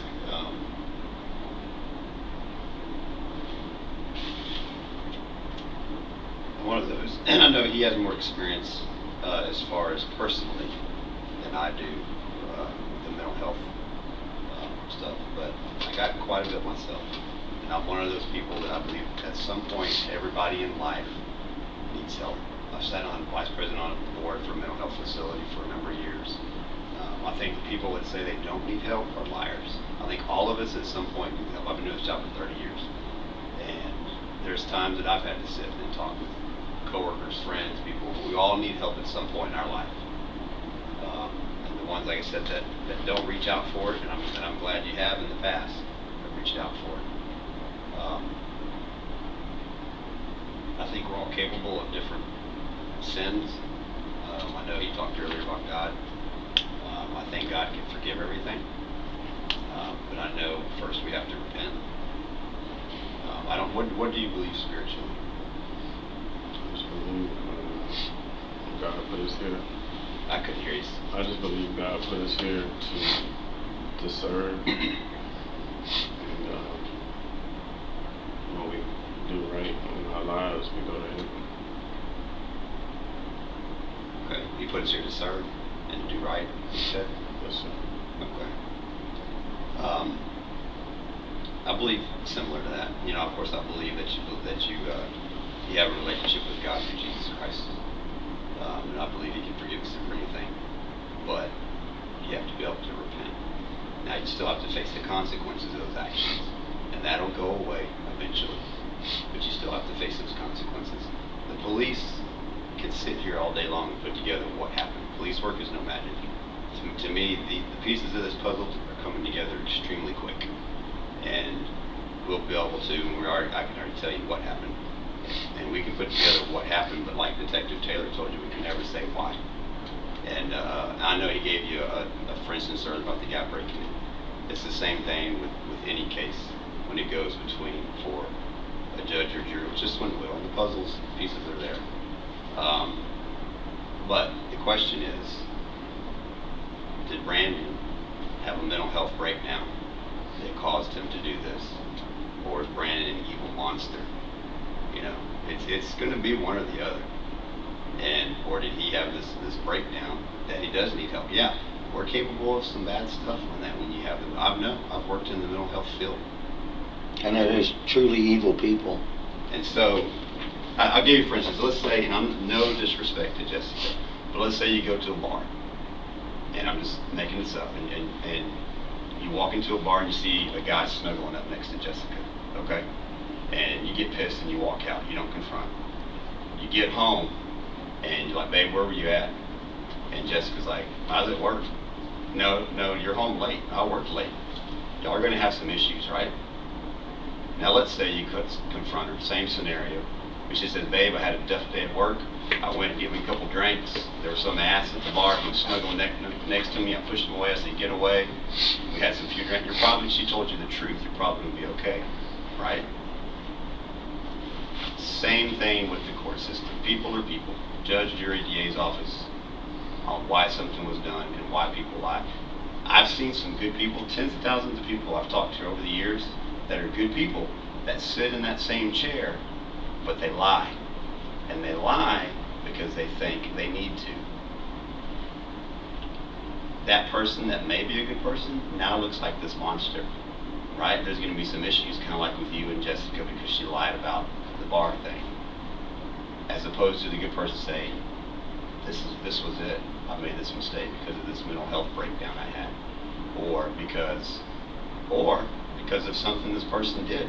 She came at me with a knife. She came at me. I don't know. I can't always put together why. I can put together what. But it does make a difference on why people do stuff. There's no question here about what happened at all. It's just the why. I can't ever get inside Brandon's head and say why something happened. You're the person that has to say that. You know, along with what Detective White's talking about, who of the two girls, who's the most promiscuous? Who's the one that the most sassiest or gets in trouble the most? Huh? The oldest one, Jalen. Okay, Jalen. Let's just say and it's a scenario that it's just you and Jalen at the apartment, and you're gonna walk over to that convenience store and get some bread or something. Come back and make sandwiches. You tell Jalen, hey, just chill out here, stay in the apartment. I'm gonna run to the store. I'm gonna get some bread and stuff. I'll be right back. Well, you come back and the TV's laying on the ground. It's broken. And you ask her, Jalen, what happened to the TV? She says, I don't know. You said she called you Daddy, right? She said, I don't know, Daddy. It was like that when I found it. And you know that's not true, correct? So how does that make you feel about her? Being the kind of dad that you were to her, how does that make you feel? I would just, she get a spanking. I mean, how does that make you feel? Oh, it just made me feel that she did it on purpose, and she was doing something she wasn't supposed to do. No, but I mean, the TV wasn't like that when she found it, right? So what kind of emotion does that evoke in you? I'll be upset. Because she broke the TV? Or Because she broke the TV. or because she lied about it? Not more so because she broke it. More so because she broke it? Not more so because she lied about it. You'd be okay with her lying about it? Use her. I know Jalen. Huh? I know Jalen, and that's why. Okay, well, let's just say that's what you believe. Let's do that scenario again. It's if you come back in, the TV's broken. And you say, Jalen, what happened to TV? She said, I'm sorry, Daddy. I was throwing this ball around the house. I hit it, knocked it on the floor, and it broke. Now, what kind of emotion does that evoke in you? I would still be angry because I know she. But how would you feel about what she did? I'd be upset. How would you feel about how she accepted responsibility? Be honest, how would you feel about that? I would kind of be proud, but I still be Exactly. That's human nature. That's what Detective White's talking about, human nature. If at some point you're going to be looking at a judge or a jury, and they're going to say, this is Brandon Garrett, this is what he did, and Brandon says he didn't do it, and this is all the evidence we have that says he did it. But when we asked him about it, he says, I wasn't there, didn't do it, don't know what happened. Okay? But there's another scenario where you go before a judge or a jury, and this is Brandon Garrett, and this is what he did, and when we asked him about it, Brandon said it was a bad thing. He made a big mistake. He let his mental illness get the better of him. He wasn't taking his medication. He kind of flipped out. She pushed his buttons, and he got carried away. And he's so sorry. He wished he could make it all go away and that everything could be good again, but he knows it can't. And he'll do whatever he can to those two girls to make their lives right. Okay? Now let's say you're the judge. Which one of those two guys are you going to give a break to? The first one doesn't know anything, wasn't there? Or the other one that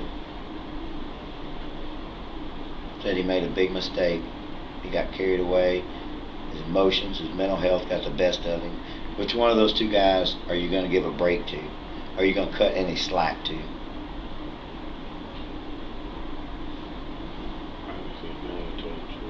Huh? Obviously, the guy that told the truth.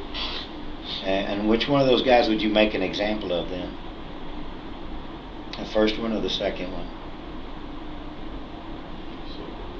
Huh? You would make an example of the second one? The one that told the truth? The first one? That's human nature, Brandon.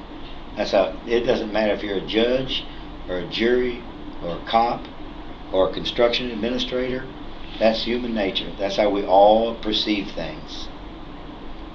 We all want to believe that there's good in people. No one wants to believe, like Detective White said, that there are monsters in the world.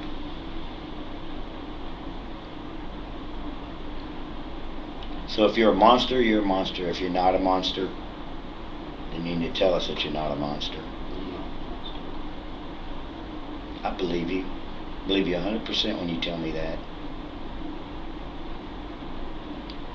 I believe that your mental illness, your lack of being on your medication, the emotions, the fact that you were going to lose a wife and maybe a family again.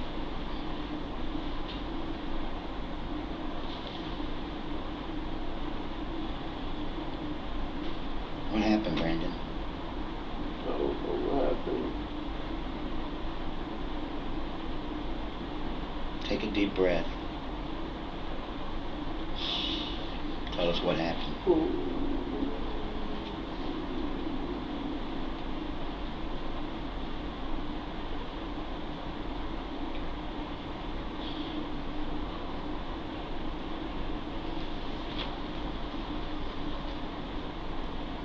Brandon, tell us what happened. I don't know what happened. Brandon, you're the only one here that knows what happened. I don't know what happened. That's what I'm trying to tell you guys. I don't know what happened. And everybody thinks I'm an evil person.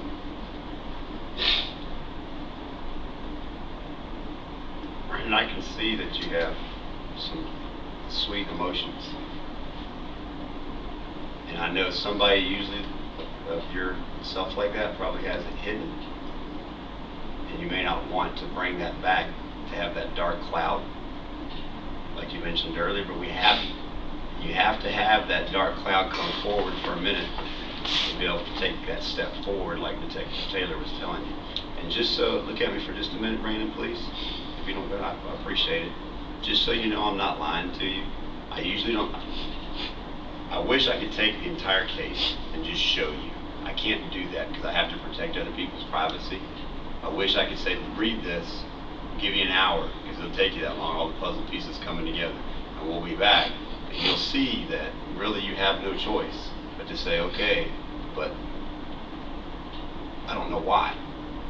And so that's the reason you're here today, because I don't believe God's given me God's given me a responsibility to do the right thing. I don't do this job wrongly. I'm always going to do the right thing. And I believe God, part of that is giving you the opportunity to say why it was done. Because there's no doubt what happened. And this is what I want to show you. Because I think I can show you this. I think without getting in trouble, without protecting people's privacy, I can show you at least this part. So you know I'm not lying, so you trust. This is your car at 288 and Highway 6 on the 30th, almost at 9 p.m. So you know, right here with this, the license plate, right, light reader. I don't know if I'm supposed to be showing you this. This is your car, this is your license, and you're here that night at 8:56 and 26 seconds. Just so you know. So what I'm saying is the police have the puzzles of what happened. There's no doubt. Let's back up to a minute. Let's back up to a minute where you said you don't know what happened. Look at me, please. Where you said you don't know what happened. Because this is the same thing that you were saying a minute ago when you say you blacked out. You know what happened. You know you didn't black out. Or at the point where you're saying, I don't know what happened. But you do know what happened. And if you're going to be judged by everybody as a monster or somebody with a mental illness, you're the one that's going to have to defend yourself and prove that you're not a monster. So please don't sit here and tell us, I don't know what happened. And we've shown you respect by not lying to you. Please don't do us the disrespect. Because anyone in the world with common sense can say he's definitely not telling the truth. I could show anyone this piece of paper and they could say, there's no doubt he's not telling the truth. I haven't lied to you, he hasn't lied to you. I don't think he's lying at this point. I think just he's can't remember. No, I don't. Tell me how far off I am. But I think we know. And I think you just don't want to, like Detective White said a minute ago, you don't want to bring it out. To have that dark cloud. You know, it's right here. It's right here. It's right here.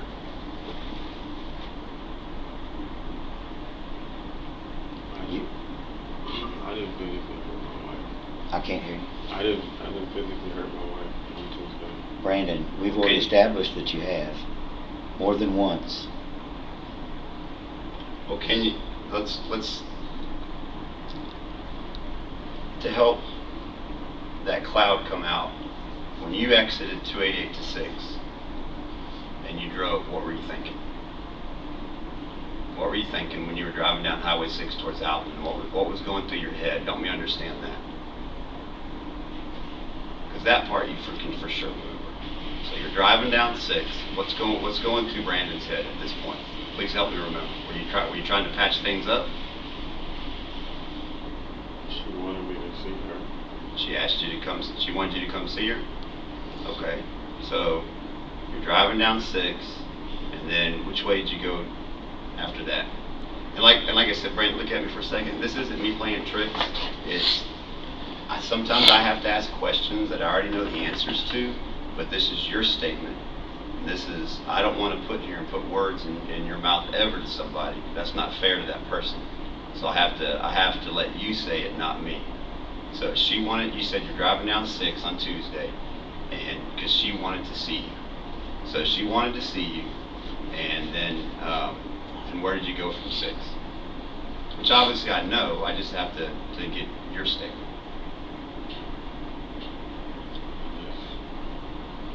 Just driving to the house. I can't hear you. I was just riding. And when you got there, where did you park at the apartment complex on Tuesday night?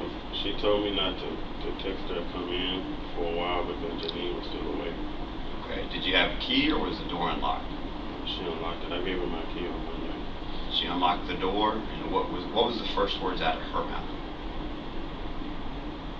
I didn't talk to her. Okay, so she unlocked the door, and then where did you go from there?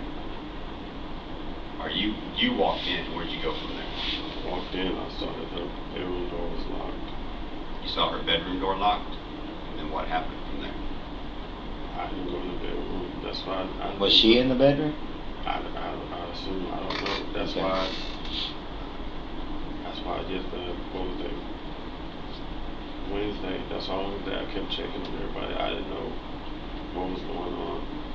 Brandon, look at me for a minute. If you have to judge somebody and you're sitting there judge or jury, is that going to fly with Brandon?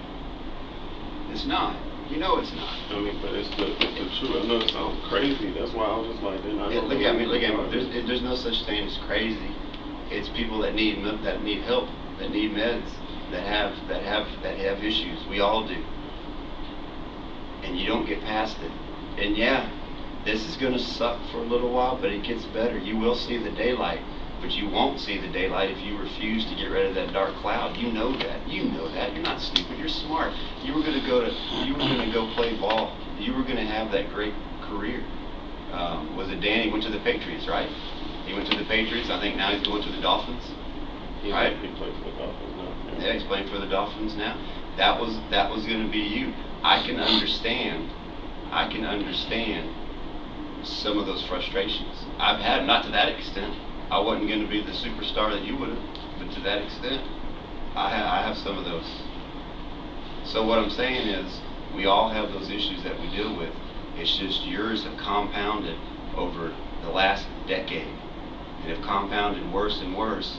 That brought you to this pivotal moment. Now, yeah, I know you wish you could change this, what happened. I wish it could too. You know in your heart that you wish you could rewind time. The thing is, we can't. We can't rewind time, but we can move forward by getting it in the past. And you know the only way to do that is through repentance. If this wall right here is what I did, repentance is turning 180 and walking the other way. It's not going to this diagonal direction. If this is what I know is going to set me free, it's not going this way to that diagonal. It's either all or none.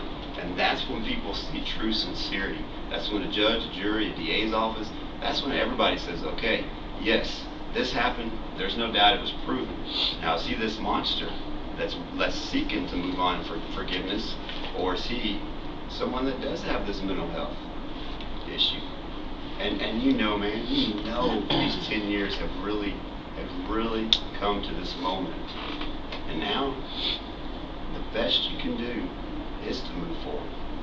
So you said you walked in, and she is in the bedroom door is locked, you said? Okay, so then where did you go from there? I just grabbed my bag because I had my bag there. My green and black bag. I grabbed it.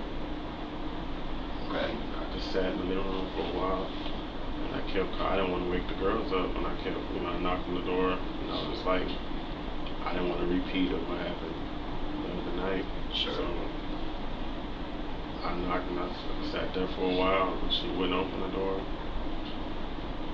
So I just left. But Okay, you did stop, talk. stop, You stop. did talk to her. You did talk to her. Let's do this for a minute, because I realize, and I know he said you may not remember, but you truly may not remember. So look at me for just a second, please, sir. Close your eyes. Close your eyes.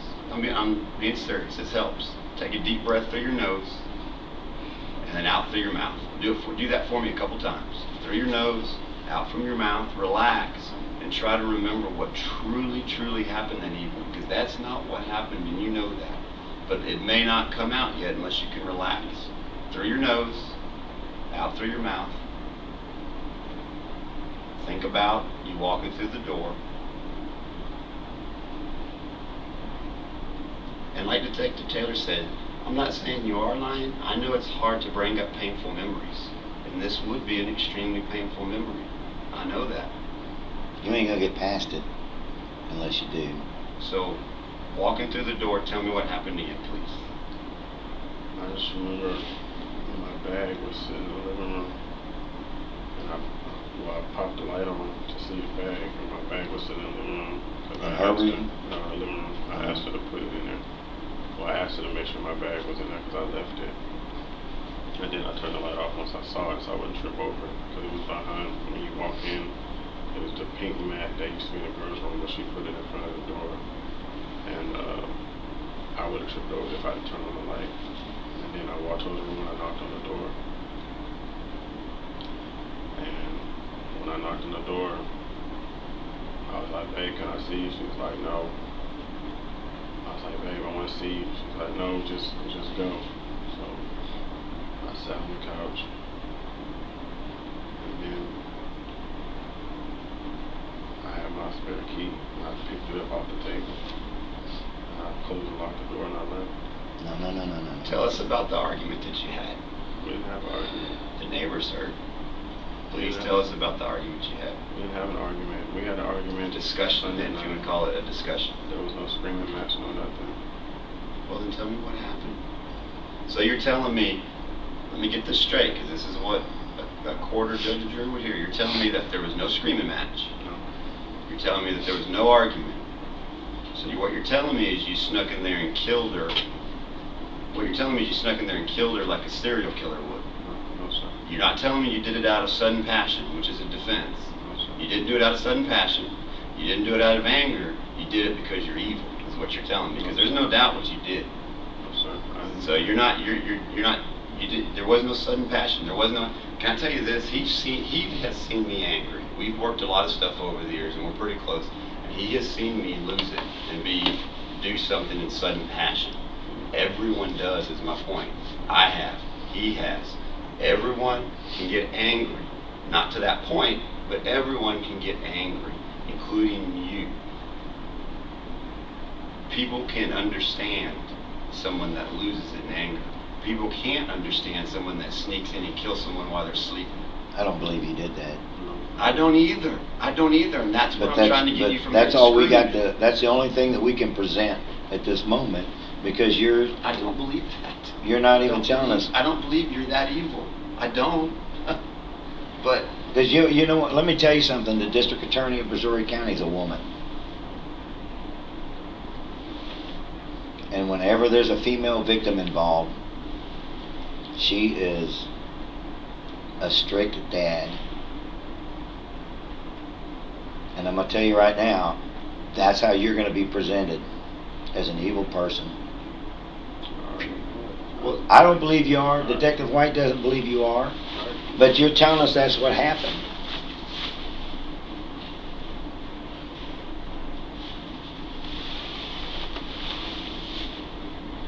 This is you know, this is an opportunity for you to just tell your side of this, instead of us just going on what evidence and facts tell us. Because the evidence and facts don't tell emotions.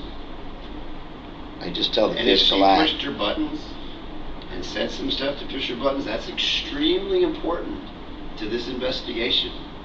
Extremely important. If there was something that drove you out of control, something that blurred your vision, like you said earlier, then you need to put that out there. And you need to state your side. And I've had cases too, like, Brian, look at this for me. And I'm not saying at all that your intent was to kill. I'm not saying that at all.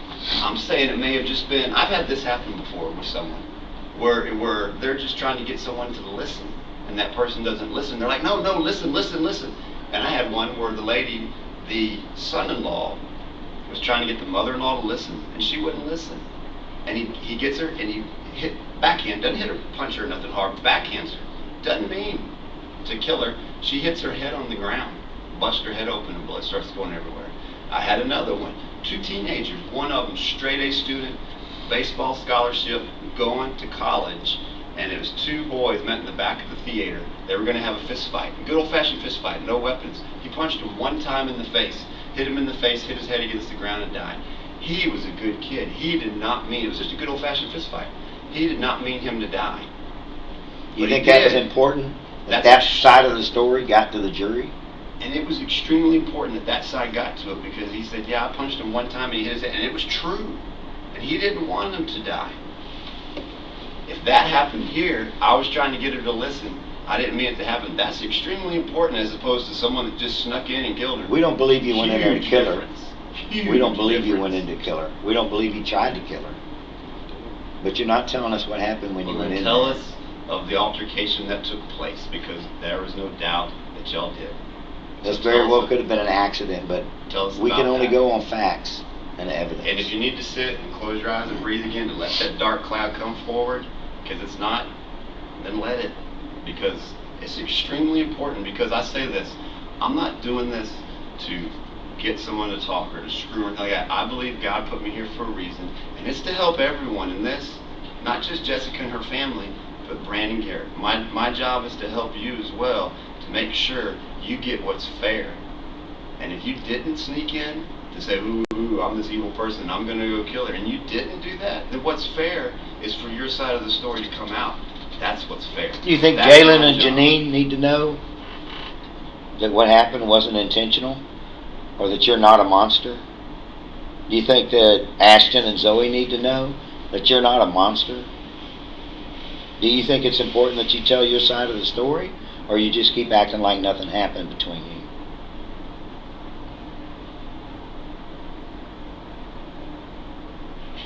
I wouldn't be shaking your head no at this point. I'm sorry, I don't even understand the question. What happened? What was the altercation that happened between y'all two? What button did she push? Tuesday night in her bedroom, what That's happened? the question. And don't say you just didn't talk and you left, because we know that's not the truth. And what's more important is we know that that's not the truth. So you're not sitting here BSing us. You're lying to yourself, if anything. We haven't lied to you at all, Brandon, about anything. This really is important for your future. That if there's a mitigating circumstance there, then you have to be the one that says it. Was this on purpose or was it accidental? Just give me that much. Was it on purpose or accidental?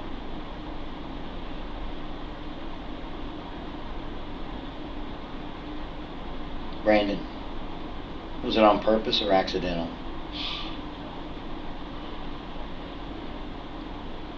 Brandon, don't hide behind your hands.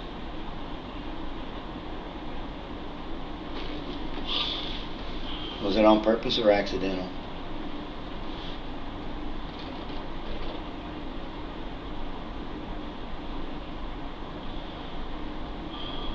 Brandon, was it on purpose or accidental?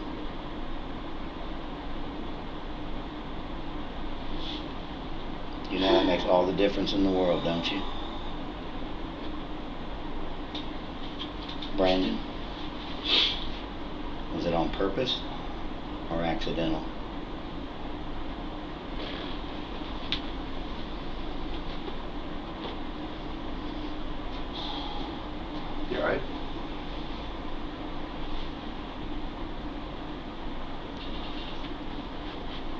Brandon, was it on purpose or accidental? She told me to. I can't hear you. She told you to? Who told you to? Brandon, look at me for a second. Brandon, look at me. Brandon, Who told you? tell me, answer You said this. she told Was you it on to. purpose or accidental?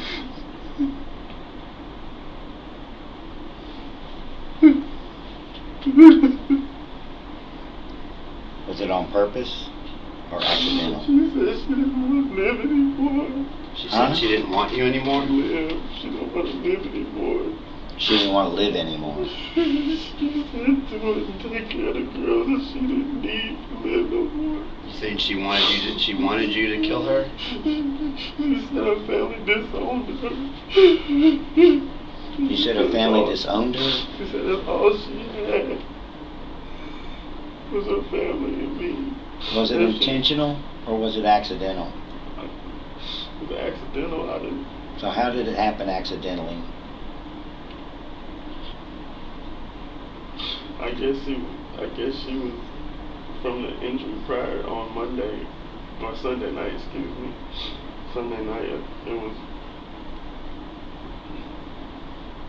She pressed her hands against mine. I mean her neck against my hand. On Tuesday? She pressed her neck against your hands on Tuesday?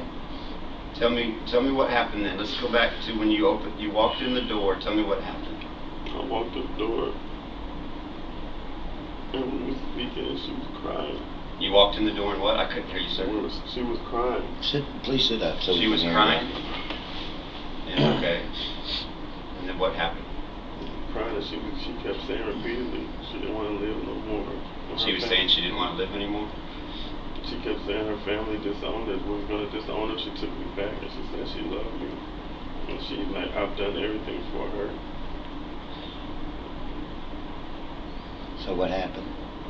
We were sitting by the restroom, we were standing eventually, but I was sitting on the side of the bed, on my side of the bed talking to her. And my side of the bed is the side with the big nightstand. I don't know if you were in there. If you're looking at the bed, the left side of the bed, that's my side. Okay. And I was sitting on that side and we were talking. And she was saying she don't want to lose me. She said, but she just doesn't want to live anymore. And I was like, what do you mean you don't want to live anymore? And she walked over, picked my hand up, and walked me to where the restroom. And it was already water in the bathtub. And I was like, I'm thinking she would take it back. She was like, no. You were thinking what? It was water in the bathtub, so I was like thinking she doesn't take a bath, and that was weird when she takes showers. I felt like that was weird already in itself. And I was like, well, what's wrong? And she looked in the mirror, and to look at her face, she was crying like, I've never seen her cry so hard and so much. And she put my hand on her neck,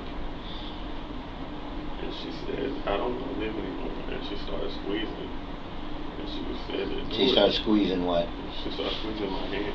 Like, at first they were just sitting here like that. Because I was trying to snap it down. She was like, no, and I didn't want to snap. She said, don't.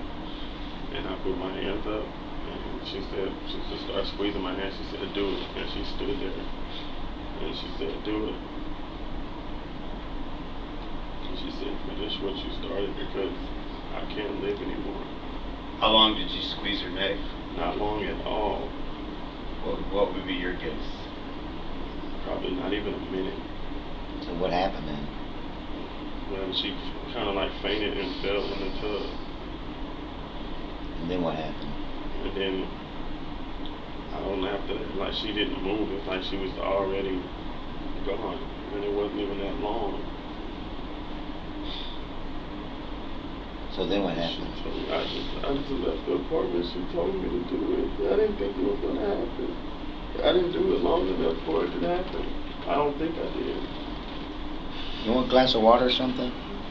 Can you do me a favor? You want to eat? Can you show me on this box how hard you squeezed her neck? Just squeeze it. I don't care if you crush the box. I don't care if you crush it. Show me how hard you squeezed it. Probably like that much. That's that. You can crush that box as much as you want. I don't care. That's the problem like this. That I felt that I think she already had a bruise from when I first did it, and I From think Sunday. I think I hit that bruise or whatever. I did something because I felt like this weird little. Like it's Was it just like that? Is that how you're doing it? Yeah. Is that as hard as you squeeze? Just Okay. about. We're gonna get you glasses right now. I'm gonna get me a glass of water too. You don't want a glass? You want a glass? I'm gonna get me a jug of water. I'll be right back. Yeah, I'll get you.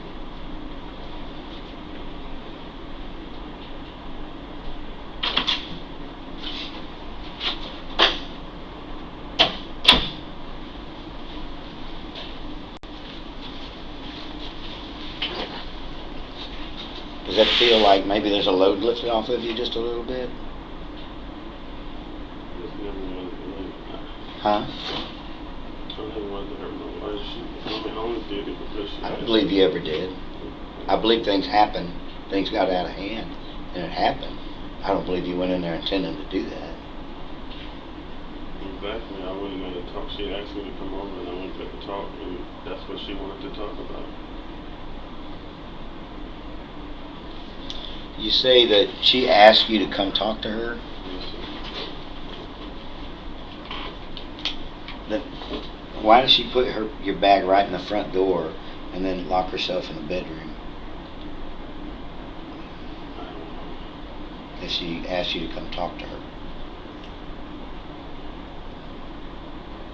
When the door wasn't locked. Huh? The door wasn't locked when I came in. But she didn't meet you at the front door when you came over. She wasn't in the living room waiting for you when you got there. She was in the room because she didn't want the girls to hear me coming out. Because she didn't want the girls to know I was there and wake up and be happy that, it's all good. I might have to ask you to talk up Brandon Neeson. Oh, I'm sorry. That's all right. She didn't want the girls to know I was there. That's why she didn't want me to put. She wanted to make sure it was unlocked. Did she think the girls were going to get mad at her for you being there? No, it was the exact opposite. She said the girls were asking about me. So why did she not want them to know you were there? Because I think she knew what she wanted, and she didn't want the girls to know I was there and know it happened. Because the girls went in their room. She told me to wait until you would sleep. Because Janine was asking for me. She said, Yeah. "Don't wait till Janine goes to sleep." And I wanted to see them. She was like, "No, just not yet." She was saying, "No, not yet. I want you to see them yet." That's how she kept saying, "It's not yet."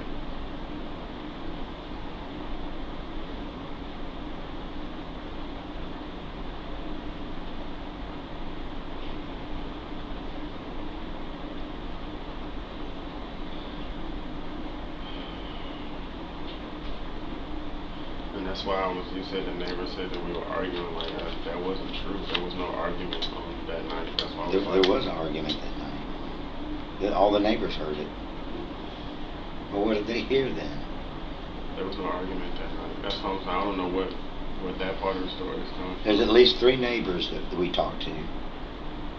One of them said they heard a man and a woman yelling and screaming. Another one said they heard all kind of banging around. Just for a little short time, but there was some banging around. I find it hard to believe that 3 people who don't know y'all who conspire. It might not have been in our apartment, but I'm saying like we didn't argue at all. Like not even a little bit. Is there a possibility she had actually asked you to come over? Okay, sorry. It was.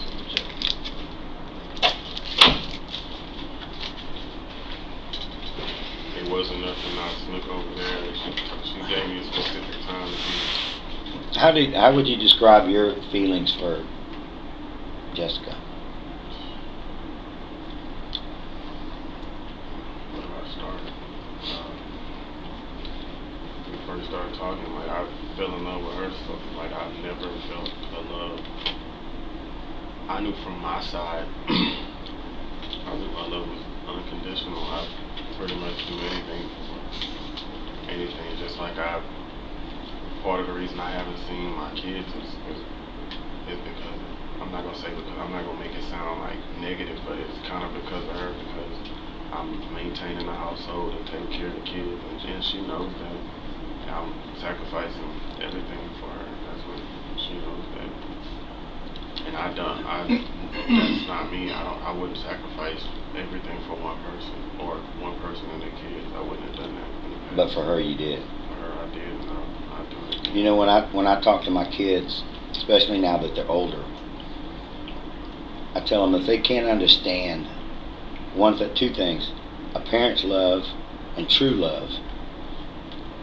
Because they might think they've experienced true love in their life, but when they do finally experience true love that time, they'll know that all the other times weren't really true love. And that's exactly how I feel about her. And when I try to explain to them what a parent's love is all about, as I said, you know, as a policeman, I'll put my life on the line to protect somebody I don't even know.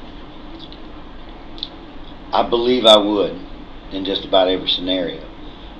But when it comes to my kids, no doubt whatsoever, no hesitation, I know I would throw myself in front of a bus, a train, a bullet, whatever to protect my children. Is that how you felt about Jessica? And her kids. You think she felt that way about you? Yeah. So let me ask you something, with that being said. When she stopped breathing and fell into the bathtub, why did you leave? Just didn't know. I just remember her saying she didn't want the girls to know I was there. And it just... Wait a minute, what was that? You left because... I remember her saying that she didn't want the girls to know that I was there. And I didn't want the girls to be scared to automatically, know that I was there and it happened. I didn't want the girls to... So she stopped breathing and fell in the tub, and you snuck out because of the kids. Are you listening to the words that are coming out of your mouth? Do they make any sense to you? It sounds stupid, but that's what was going through my mind. I think the word I would use is preposterous.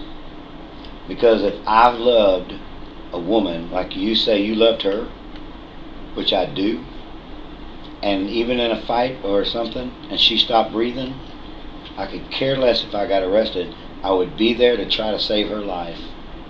I would at the very least call 911 if I had no clue what to do. I would try CPR, I would try mouth to mouth, I would get her out of that tub, I'd pull her out on the ground. But you didn't do any of that. You didn't do one little thing once she stopped breathing, except dropped her into the tub. You know what I think? I think you pinned her in the tub, and you choked her, and she sucked in some water, and she drowned. Because you know what we got from the autopsy? You want to know what we got from the autopsy? One of the things we got from the autopsy is she has water in her lungs. You know what that means? That means she was alive when her head went underwater. She was alive and breathing, making an effort when her head went underwater. So your story about her pressing your hands to her throat, and then passing out and falling into the tub, doesn't hold water. It doesn't cut it. And I bet you I can find a 15-year-old high school student that could hear that story and tell you the same thing. So we're going to step back to where we were a minute ago and ask you, are you somebody that's sick, or are you a monster? And at this point, based on what you're telling me, I believe you're a monster. I believe my perception of you up to this point has been incorrect. Because if I hit my wife, the woman that I love, the woman that's brought my children into this world, and she fell head first into the bathtub, as soon as I got her out of that tub and started CPR, I'd be dialing that phone, calling 911. Get me a damn ambulance over here. Somebody help me. Somebody call 911. She cannot die. I cannot let her die. But you did. You let her fall in that tub. You held her head down underwater until she drowned. and suffocated, and then you snuck out of the house so the girls wouldn't know you were there. That's not what happened. The problem is, people know you were there. And the neighbors did hear the altercation. You tell me there was nothing there? I'm not saying it was loud. I'm not saying you had this huge, 2-hour long fight. I'm just saying they heard something. I can't go into what, because that would be violating their privacy. But I know what some of the things you've told us. Some of them are the truth, but some of them are not. I mean, like I said, man, the police can put together what happened. It's just the why, and that's the reason to give you that opportunity to say this is why, like Detective Taylor said, monster, or somebody that has some mental health issues. I'm gonna go out on a limb here, and I'm gonna go so far as to say that you are a fucking monster. And I'm gonna tell you why. Because you choked that girl out, shoved her head into that bathtub until she drowned. Then you politely and quietly grabbed your shit and you fled the scene. And then you sit here and cry crocodile tears about doing it. Because she told you to do it. Not only did she tell you to do it, she made you do it. She grabbed those big 6 foot, whatever you are, 300 and whatever pounds you are, and pressed your hands around her throat until she suffocated, until she strangled to death, and fell in that tub and drowned. You know what crocodile tears are? That's like the absence of tears. Grief, you can't fake it. You sit here and crawl, oh, and not a damn tear came out of your face. You can't even be honest right now in this room and accept responsibility for what you did. You're going to sit there and lie bald-faced to 2 men that have a combined time in law enforcement of 62 years and try to convince us this little girl choked herself out with your hands and then fell in that bathtub and drowned. I didn't say she choked herself out with my hands. Huh? I didn't say she choked herself out. I didn't think she did. You're saying she pressed her hands in. And then she just blacked out. She fainted. And she fell in the tub. But she fell in the tub. You know what was in the bottom of that tub under her head? Blood. Blood. You know why there was blood? Because her face was hitting the bottom of that tub. Yeah. No. That's evidence, dude. I got pictures of that. Yeah.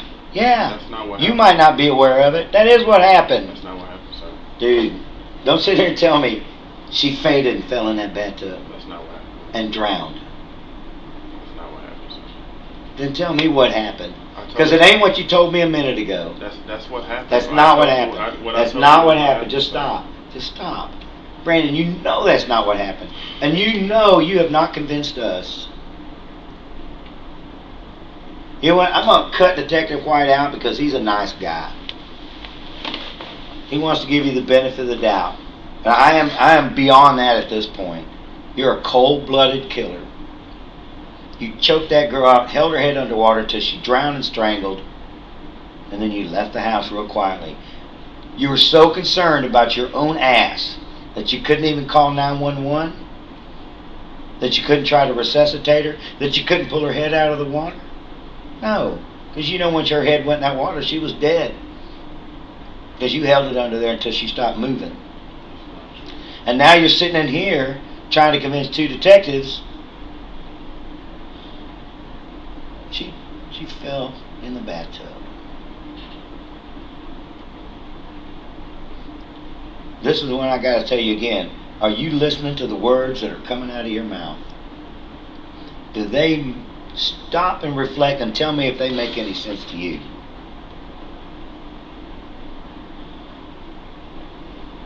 Huh? Huh? It might not make sense on the outside, but It don't make any sense because there's no sense to it. the whole thing doesn't make sense. The whole reason, the whole thing. No. It might not. But what you're telling me is so far from not making sense.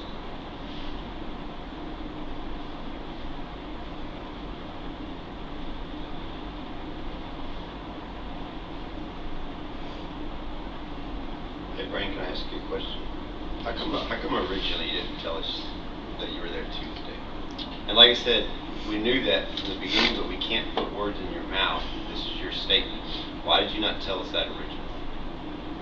Because I knew automatically y'all were going to not want to listen to me. We're listening. We've been listening all the time we've been in here. Well, not necessarily for not believing me, but just because. You know what? We've been believing you up until that point. I watched enough TV. Please don't tell me TV, okay? Don't say TV, Brandon. Don't say I've been watching enough TV to know what's going on. No, not that. I'm just saying I watched enough. Like, I used to watch cops all the time and how interrogations go. Like, Brandon, this isn't TV. I know. This is the real world. Hey, I will say this, Brandon. Look at me for just a sec. Regardless of what you see and all that, the way I do my job and the way I've done it for 30 years, it does make a difference on why stuff was done.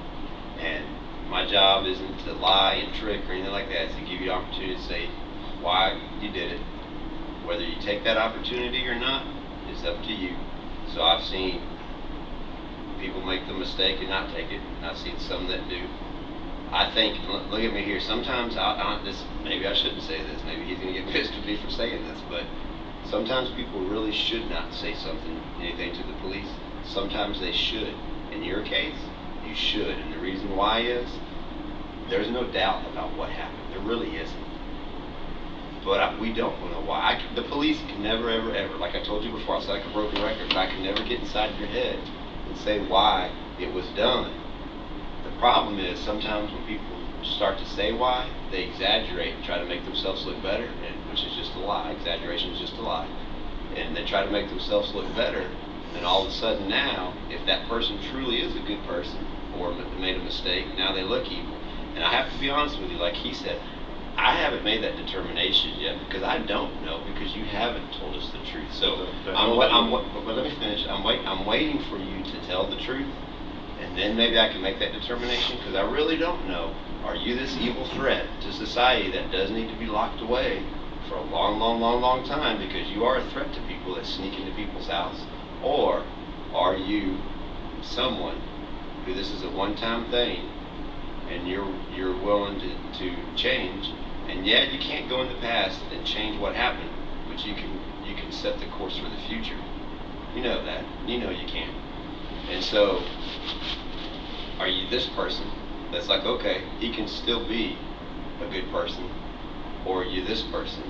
And honestly, I don't know, man. Right now, I am leaning the other way because you haven't told the truth, Brandon. And I'm not trying to piss you off, but you haven't. You haven't. About the held underwater part, that didn't happen. I can tell you that.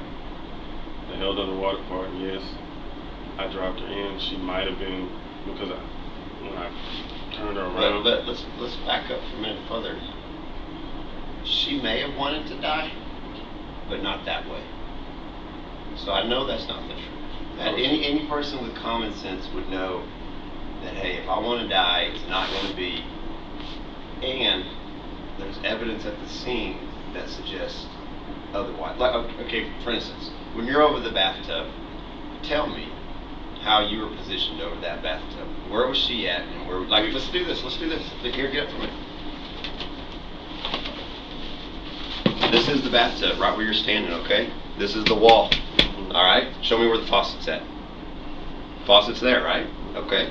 This is the wall. This is it. Show me how you were positioned over her, and show me what you were doing with your hands and where she was.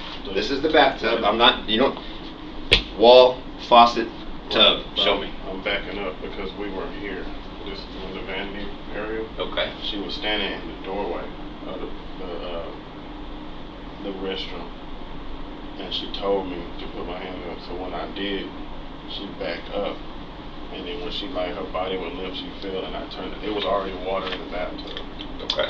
So when she turned, she fell in the bathtub, and I was like kind of shocked, and I just backed up. I didn't bang her head. I didn't touch her. I didn't do anything after that. But you were over her. There's no doubt about that. No, I wasn't. I didn't. There's no doubt you were over her. I just tell you that. I can't tell you how I know that, but there's no doubt. I wasn't over her. Okay, well, finish showing me then. I wasn't over her. She dropped in, and this is the tub, and I could just remember her leaving, and I just backed away because I backed away from her and I walked out. And I sat on the bed for a little bit. And I couldn't believe it. And All right, let's do this real quick.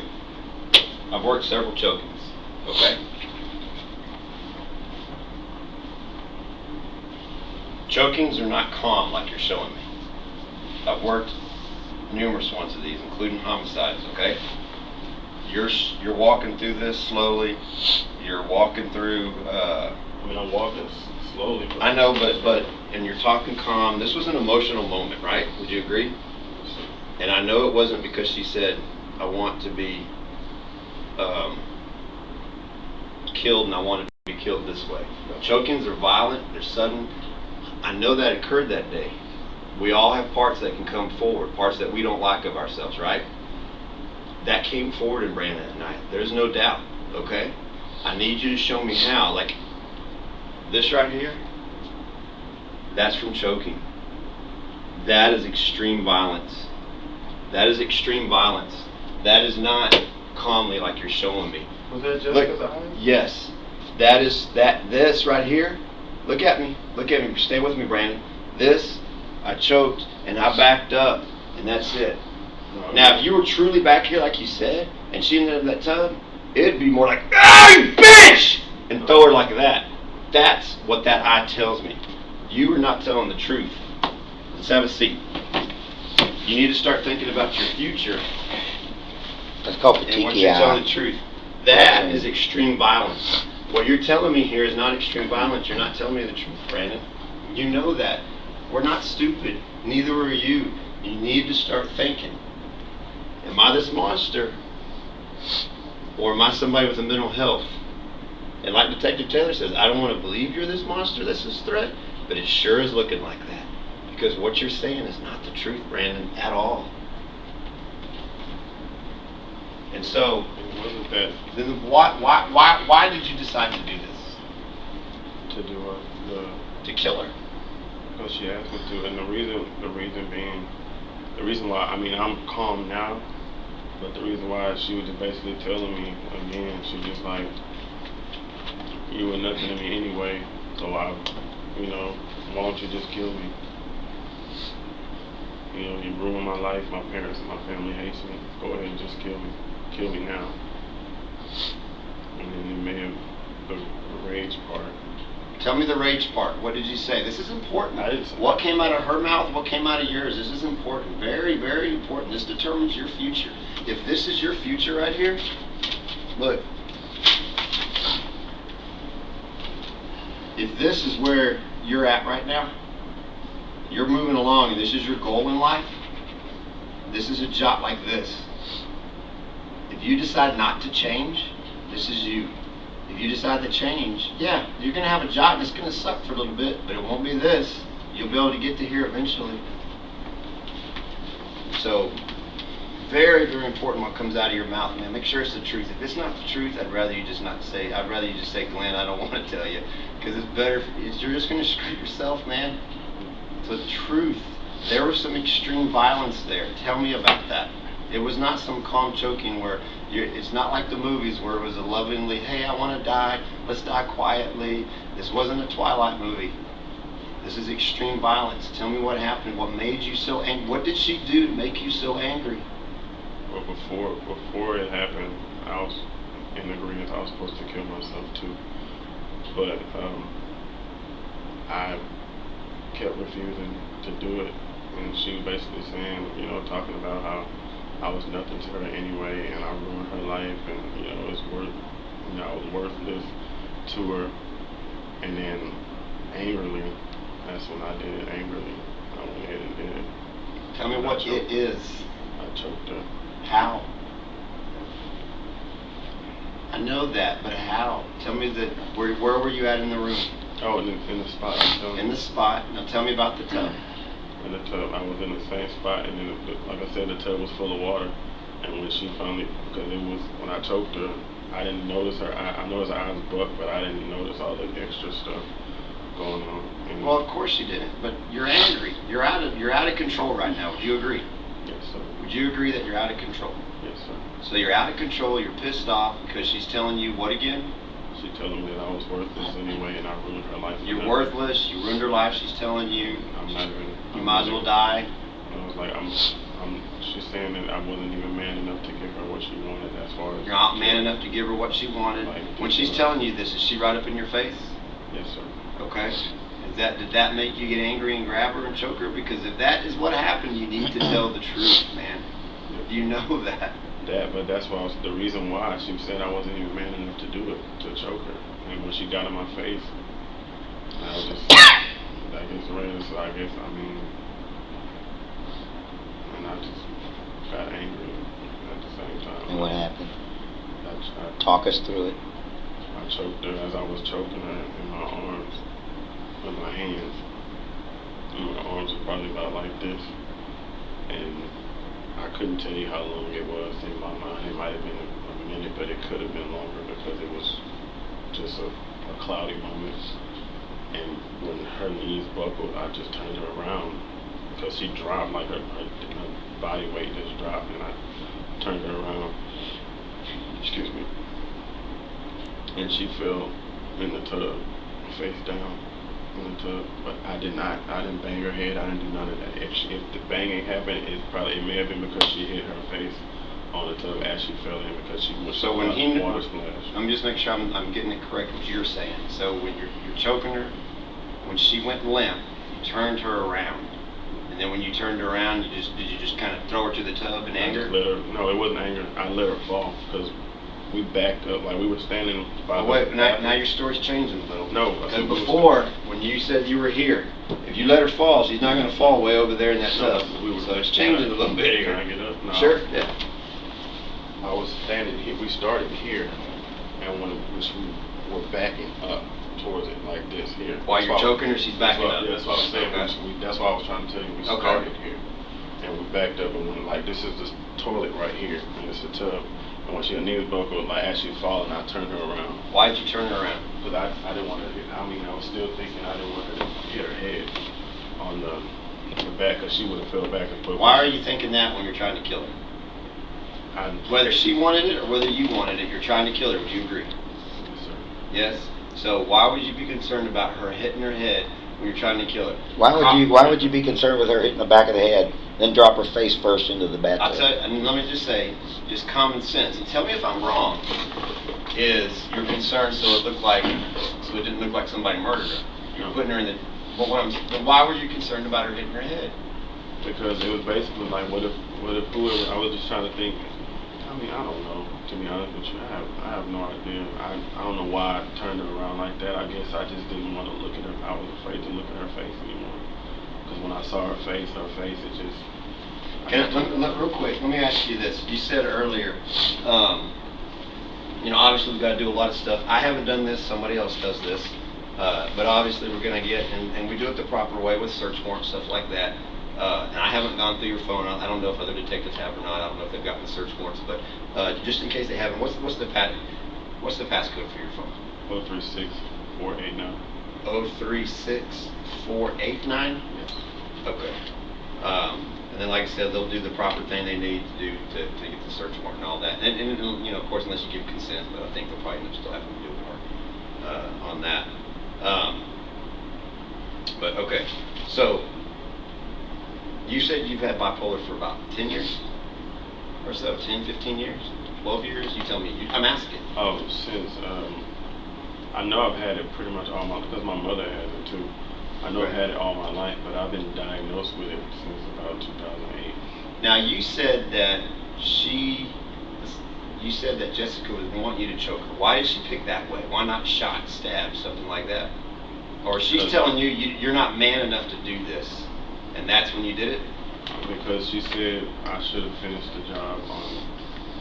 Do you think she was really just saying that to just get your goat, or do you think she was really wanting to die? Or was she like in a fight, like you're not man, like kind of like two guys fighting? You're not man enough to kick my ass. Oh yeah? Well, I'm not wanting my ass kicked. I'm just saying it. You don't think that was the case here? No. Or do you think she was wanting to die? At the time, the way she was talking to me, like when we would FaceTime, she was saying that she didn't want to live anymore. Can I tell you something that extremely concerns me? And help explain this to me, because this I have an extreme concern about with you. And please explain it to me. Tell me about Michelle. Michelle Brandon. Oh man, Michelle Brandon, she's lying on me. Straight up. That was a long time ago. August the 16th, 2007, you choked her in the bathroom by the tub. Yes, August the 16th, 2007. And you did it twice more. You choked her 3 times in 5 months to the point where she passes out. This seems like it's a habit with you that extremely concerns me. Did she want to die too? Did she tell you you weren't man enough? Tell me about that. Tell me why. So you see my concerns. There's a lot of stuff that, like I said, I can't put words in your mouth. But you see where my thought process is going. Help me explain what happened here on Tuesday. When I think about Michelle, you said she's lying on you, right? Then the same thing happens with Jessica. Our son, with Michelle, our son had died. And she just basically said, it was a letter that she wrote me in the county. I wish I would have kept it. I couldn't keep it because I had so many letters when I went to state. Okay. And she was saying, I did that because if I can't have you, no one can have you, because I basically had broke up with her. After our son died and we broke up, I didn't want to be with her anymore. And she basically tried to force me to have sex with her to have another baby. And I told her I refused. I told her no, I didn't want to have another baby with her. Okay. And I left the house and I came back to the house and went to sleep on the ground, not ground, sorry. So you saying you choking her those 3 times is a lie? I didn't choke her. Well, I went to jail. What happened is I went to the apartment to get some stuff. She wasn't there. Her sister wasn't there. Nobody was there. I was extremely cooperative. When I went, all I was doing was packing my bags because I was staying with a friend. When I came in the house, I guess they were waiting for me to go in, but I guess she told them no one was there. All the lights was off in the house. No one was there. And it was about 6 Harris County officers outside the door, knocking on the door, and I just told them, I was like, hey, I'm not doing anything. I'm laying on the ground. So I unlocked the door, and they gave me a chance to step back and lay on the ground. I lay on the ground, they came and arrested me. I didn't do anything. What that was a violation of protective order, because our son was still in the NICU. But real quick, you don't have to explain all of Michelle, but did you choke her or not? Yes or no? No. You did not. Okay. Let me go back through real quick. What's the just to make sure I get all this right? Do you know the license plate to your car? No, sir. You don't know the license plate to your car? Okay. I don't know about heart. I had that car since May, but okay, that's okay. That's okay. And then what's the name of your Wi-Fi at the house with the Lexus? The Garretts. I'm sorry. The Garretts. The Garretts. And do you know the passcode for your Wi-Fi? It's set in my phone. I did it when the Xfinity guy came out Sunday. We did it. It's set in your phone. It's set through the. He set it. Okay, and then what's the passcode for your phone again? 036489. 036489. You sure? Yes. 036 and that's a 0, not an O. Yes, it's numbers on the phone. 036489. Okay, and then okay, and like I said, some of this stuff is just to help corroborate like what you're telling me, because like I said, I'm not lying to you about all these people. If you come across as a liar, it does make you look worse. That's why the truth is extremely important. I'm gonna just be honest, and I'm gonna say this. I don't know if it's gonna dig me in a hole or not.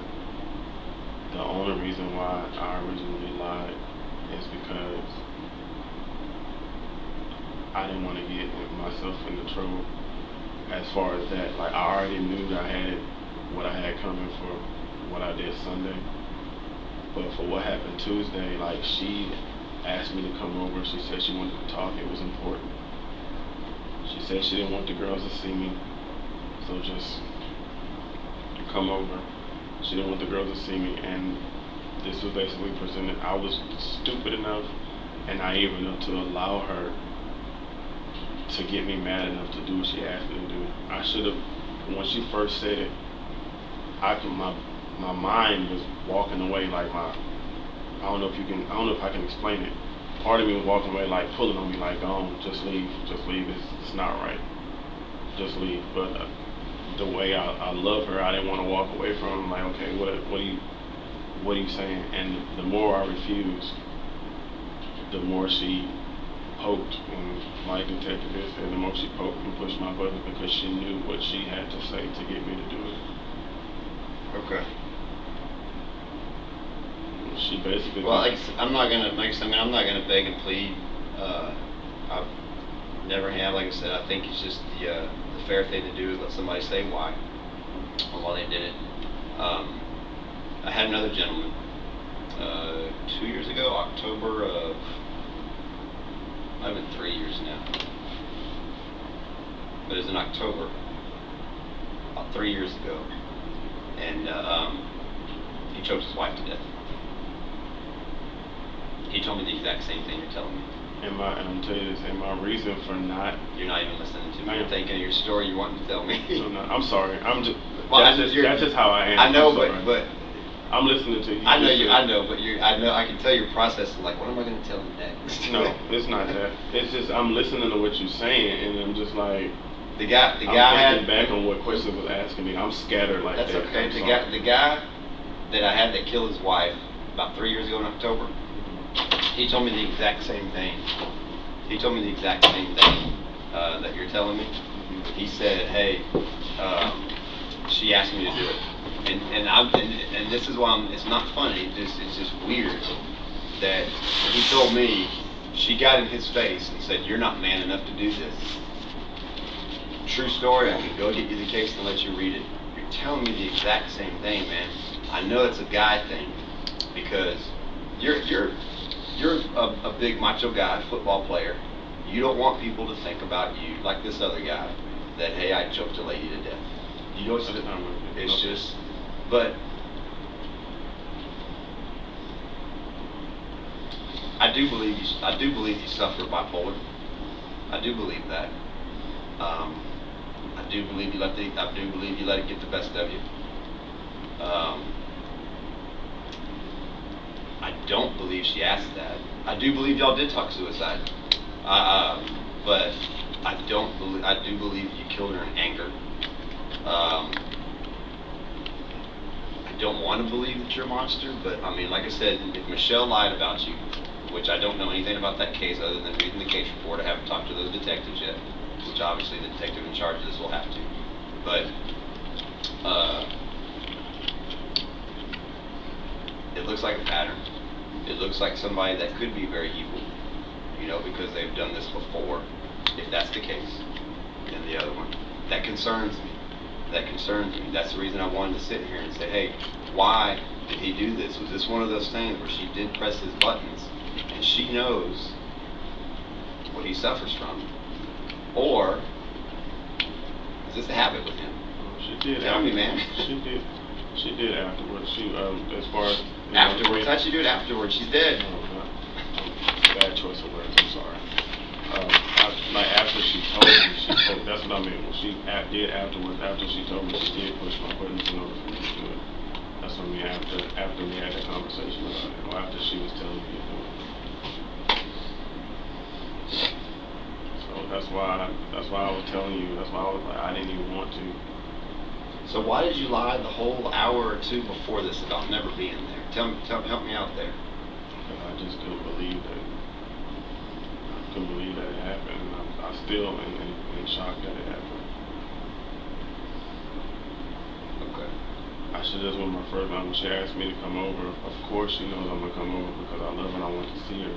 But I part of me knew something was up because at first she was saying, let's cool out for a few days, for like a week or so. That's why I wasn't like sleeping at the house. So let's cool out. And I was like, okay. Then all of a sudden she was like, come over, and she told me she had been talking to her sister, and she was like, her family's gonna straight up disown me. She said, my family's gonna straight up disown me if I take you back. What do you think should happen to you? What do you think should happen to me? Yes. I mean, first, like, I was attempting to do what I should have been doing a long time ago, and that's to get help. No, I'm saying, what do you think should be the consequences of what you did? Of killing her, of committing a murder. Would you admit that you committed a murder? Would you admit that you killed someone, that you committed a murder? violent murder. What do you think should happen to you? I just need some help. Huh? I need help as far as for me even allowing her to let me to do that. I should just love. Well, let's stop for a minute here, because I don't think you can even. Would you admit that you committed a murder? I don't think you've got to the point of remorse. I don't see any remorse here. I mean, and it has nothing to do with emotions. It has to do with fact that you can't admit it. I just don't want to say it. It's not. Have you committed a murder? Did you kill Jessica? Well, let's start there. Did you kill Jessica? Is that a yes or a no? Yes, sir. And did you intentionally kill her? Not originally. What is this? Not originally, man. I didn't go. That wasn't my intent to even. We went. Okay, not originally. Not originally 30 years ago, not originally 1 year. But I'm saying, when you had your hands around, did you intentionally kill her? Because she asked me to, yes. You're not taking responsibility for your actions. Let's do this real quick. Do you mind if, and like I said, I do everything right, but we want to make sure that you're treated fairly well, so it's fair as well. And so I have to explain to you, you do have the right to refuse, but can we get a quick DNA swab of your cheek? And you can refuse. So is that okay? And then also, can you unlock your phone for me real quick? Okay. Okay, I'm gonna do this first.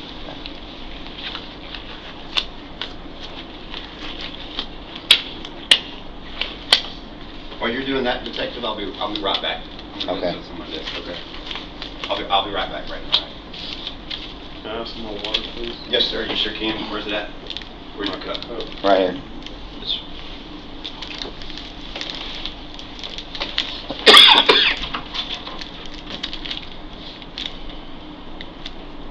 I'm sorry, I lied, sir.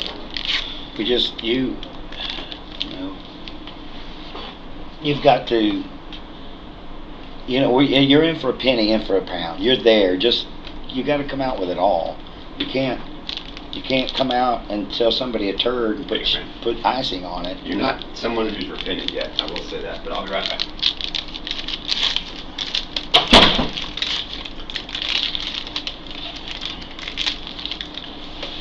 But in all facts, you did ask me to do it. This is what I want you to do. I want you to take this. You're going to put it against your cheek, inside your mouth, and you're going to roll it back and forth as you move it up and down. Up and down, okay? Both sides. One side of your cheek. All right. All right, and do the other side of your cheek there.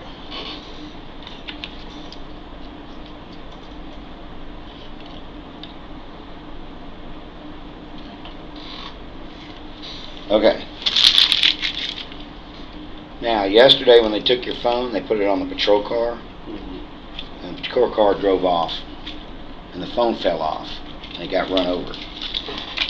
So before you get it back, it's going to be repaired. Okay? I want to tell you that before you see it. It still works, but they cracked the screen. Okay? Yeah. But we'll take it to Apple and have it replaced. Let me see what you're doing when you do that, okay? All right, let me back it. I gotta see all this, okay? Oh, I tried to. I know. Oh my God. I tried to do it. They probably won't read your thumb.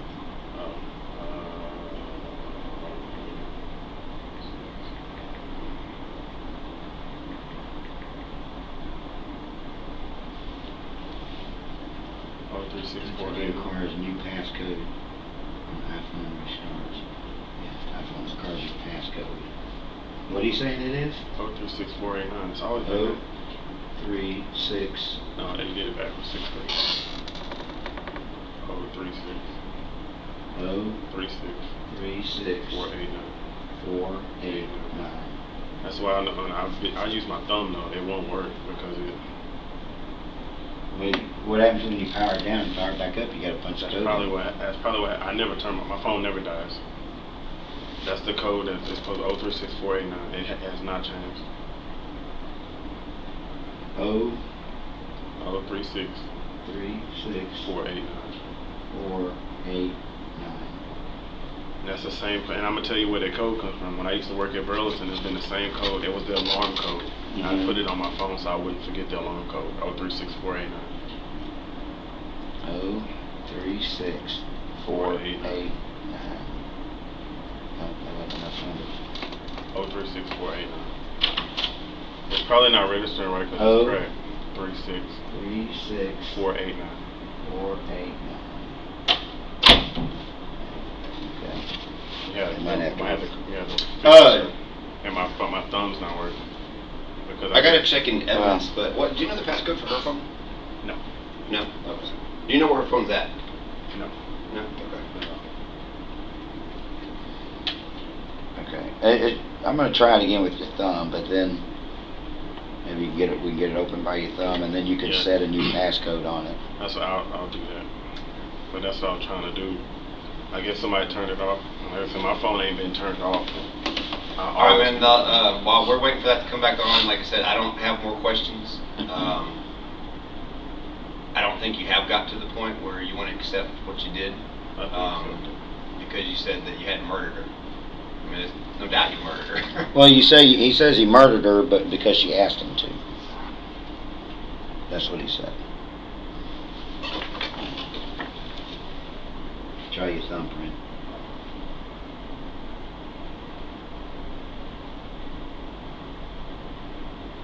Yeah, see, once it's powered off, you can't do your thumb. No, you can't. You got to do the code once it's powered off. But the code is 036489. Like I was telling him, it's been my passcode on my phone for years because I used to work at Burlington. That was an alarm code, and I made it the same as my phone. 036489. Yes, sir. Okay. And my wife knew that too. I don't know if, like, later on my wife changed the code, but I never needed it. She knew I never needed my passcode for my phone.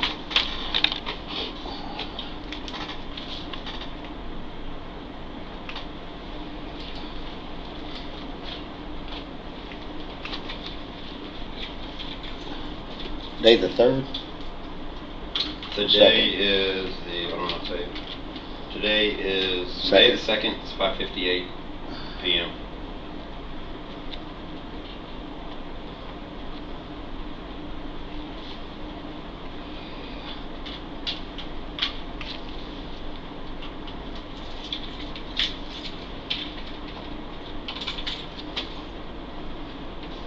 Brandon, not a line. If you decide you do want to change, you decide you want to tell the whole truth about everything, and you decide, hey man, you know what, I want to make it right, I want to get this right. I mean, because I know you haven't told everything today. If you decide you want to make it right, let us know. I'll be happy to put your story in there. Like I said, man, not a line. I do believe the only way people do change is a relationship with God through Jesus Christ.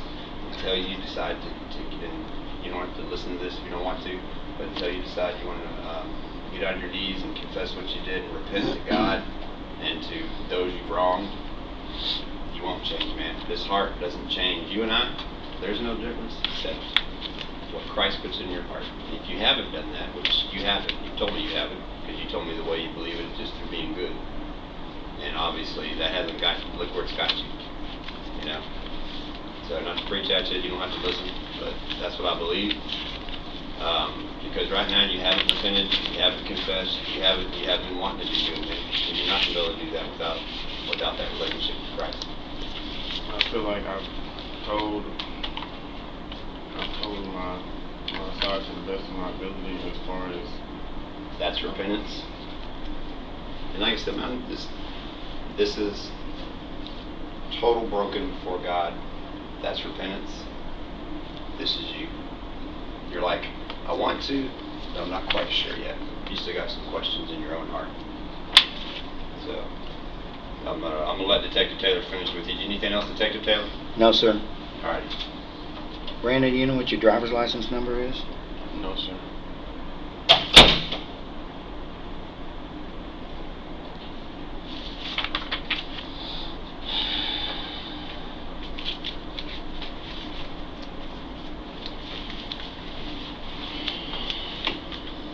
Alright, do me a favor, just lean over here, don't move your chair, but lean over here and sign right there.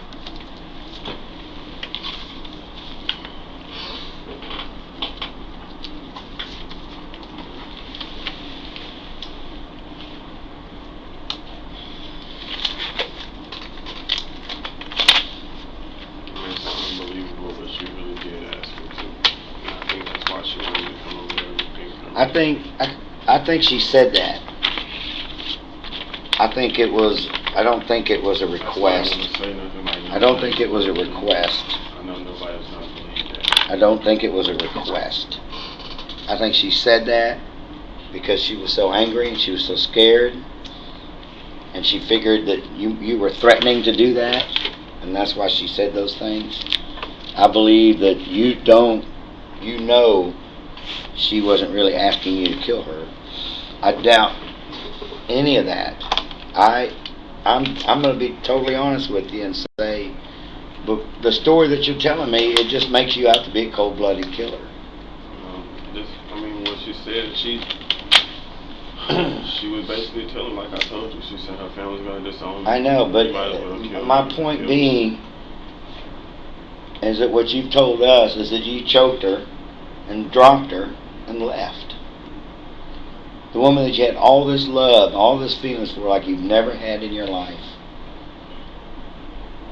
And you could just choke her out like that and drop her like a sack of potatoes and walk away. I didn't leave immediately. I sat there. Well, my point being, you made no effort to save her, to revive her, to put a breath of life into her body. I don't, you know what, I don't think you're really even sad about it. He says repent. I said, of course repent, but I don't even think you're all broke up about it like you try to let on that you are. I think you're void of emotions. I think you're a sociopath. I can't believe it happened. That's just honesty. The woman that you have loved like you have never loved anyone before died at your hands, and you're just okay with it. I'm not okay with it. You're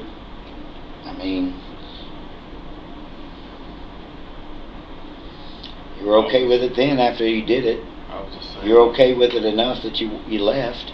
You didn't make any effort to resuscitate her or call 911. You watched her die while her two baby girls were sleeping in another room not more than 20 feet away.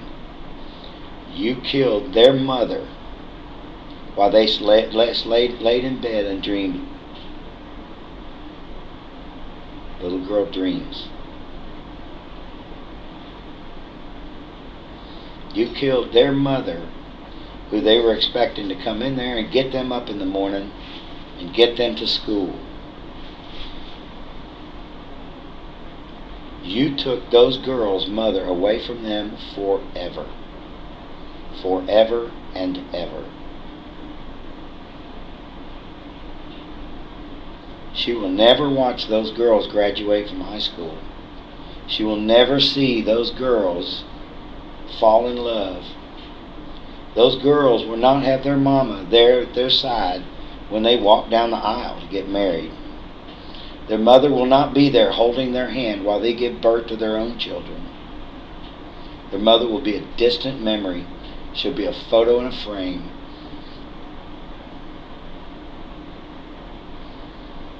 And you sit here and try to convince me that you murdered her because she asked you to. You just murdered her. And you just let her fall into the bathtub. When I know that that's not true. I know in a rage of anger, you choked her until she went limp. You dropped her in the tub and you held her face down in the water. You know how I know you did that? You know how I know you did that? Because you had one hand on the bathroom wall, your handprints right there, while you were holding your other hand. And then you had to switch hands. Don't shake your head. I know what those handprints were for.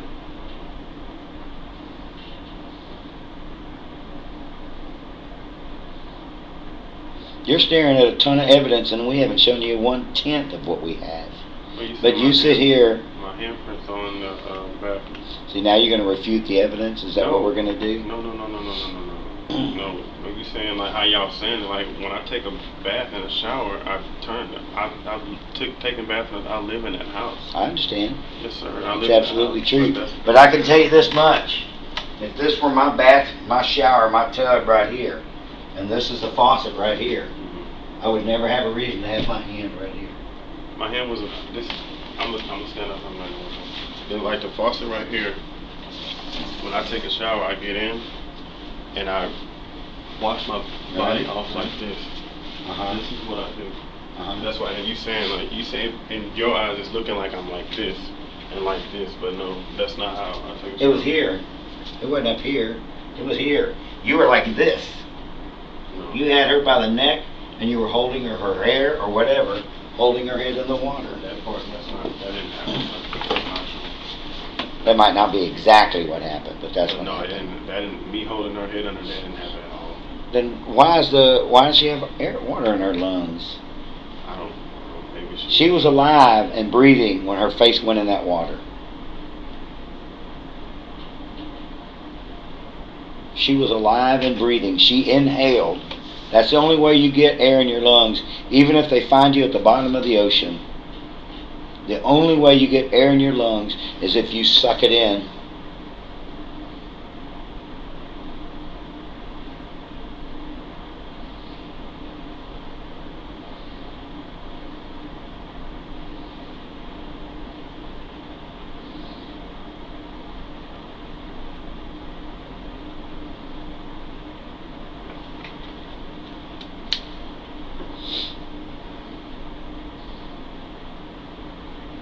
Not a tear.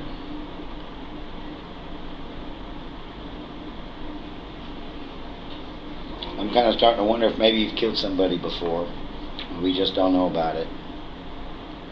Maybe there's a woman out there who's missing, and no one has put you and her together yet.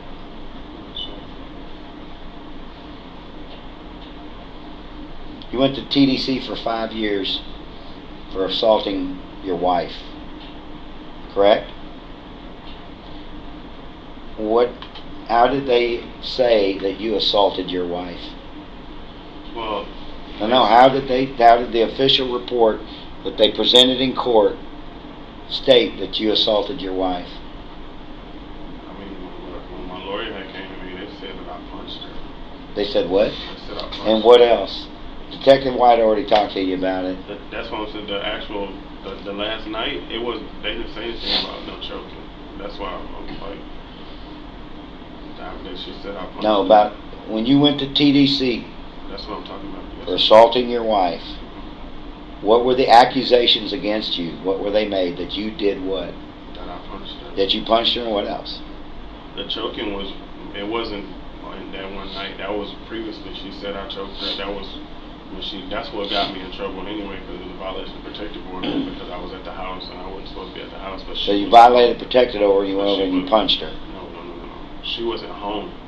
That's why because the police had to be called for them to come to So the you house. punched her, and that's what you got in trouble for, but you had choked her before that at a different time. I didn't punch her.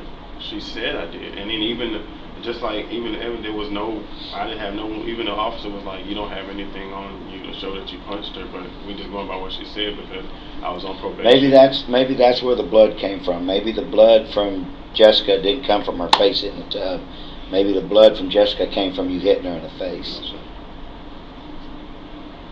I never laid my hands on her like that. What do you mean laid your hands on her? Like punch. I never punched her or hit her. Choking her's okay, but you would never hit her. I didn't say it was okay either. You would choke the life out of her body, but you would never hit her. Is that what you're saying? Brandon, I'm just trying to be realistic here. I'm just trying to let you hear what's coming out of your mouth. You make a statement like, I would never touch her like that. You murdered her. You choked her to death. You strangled her. But you would never hit her.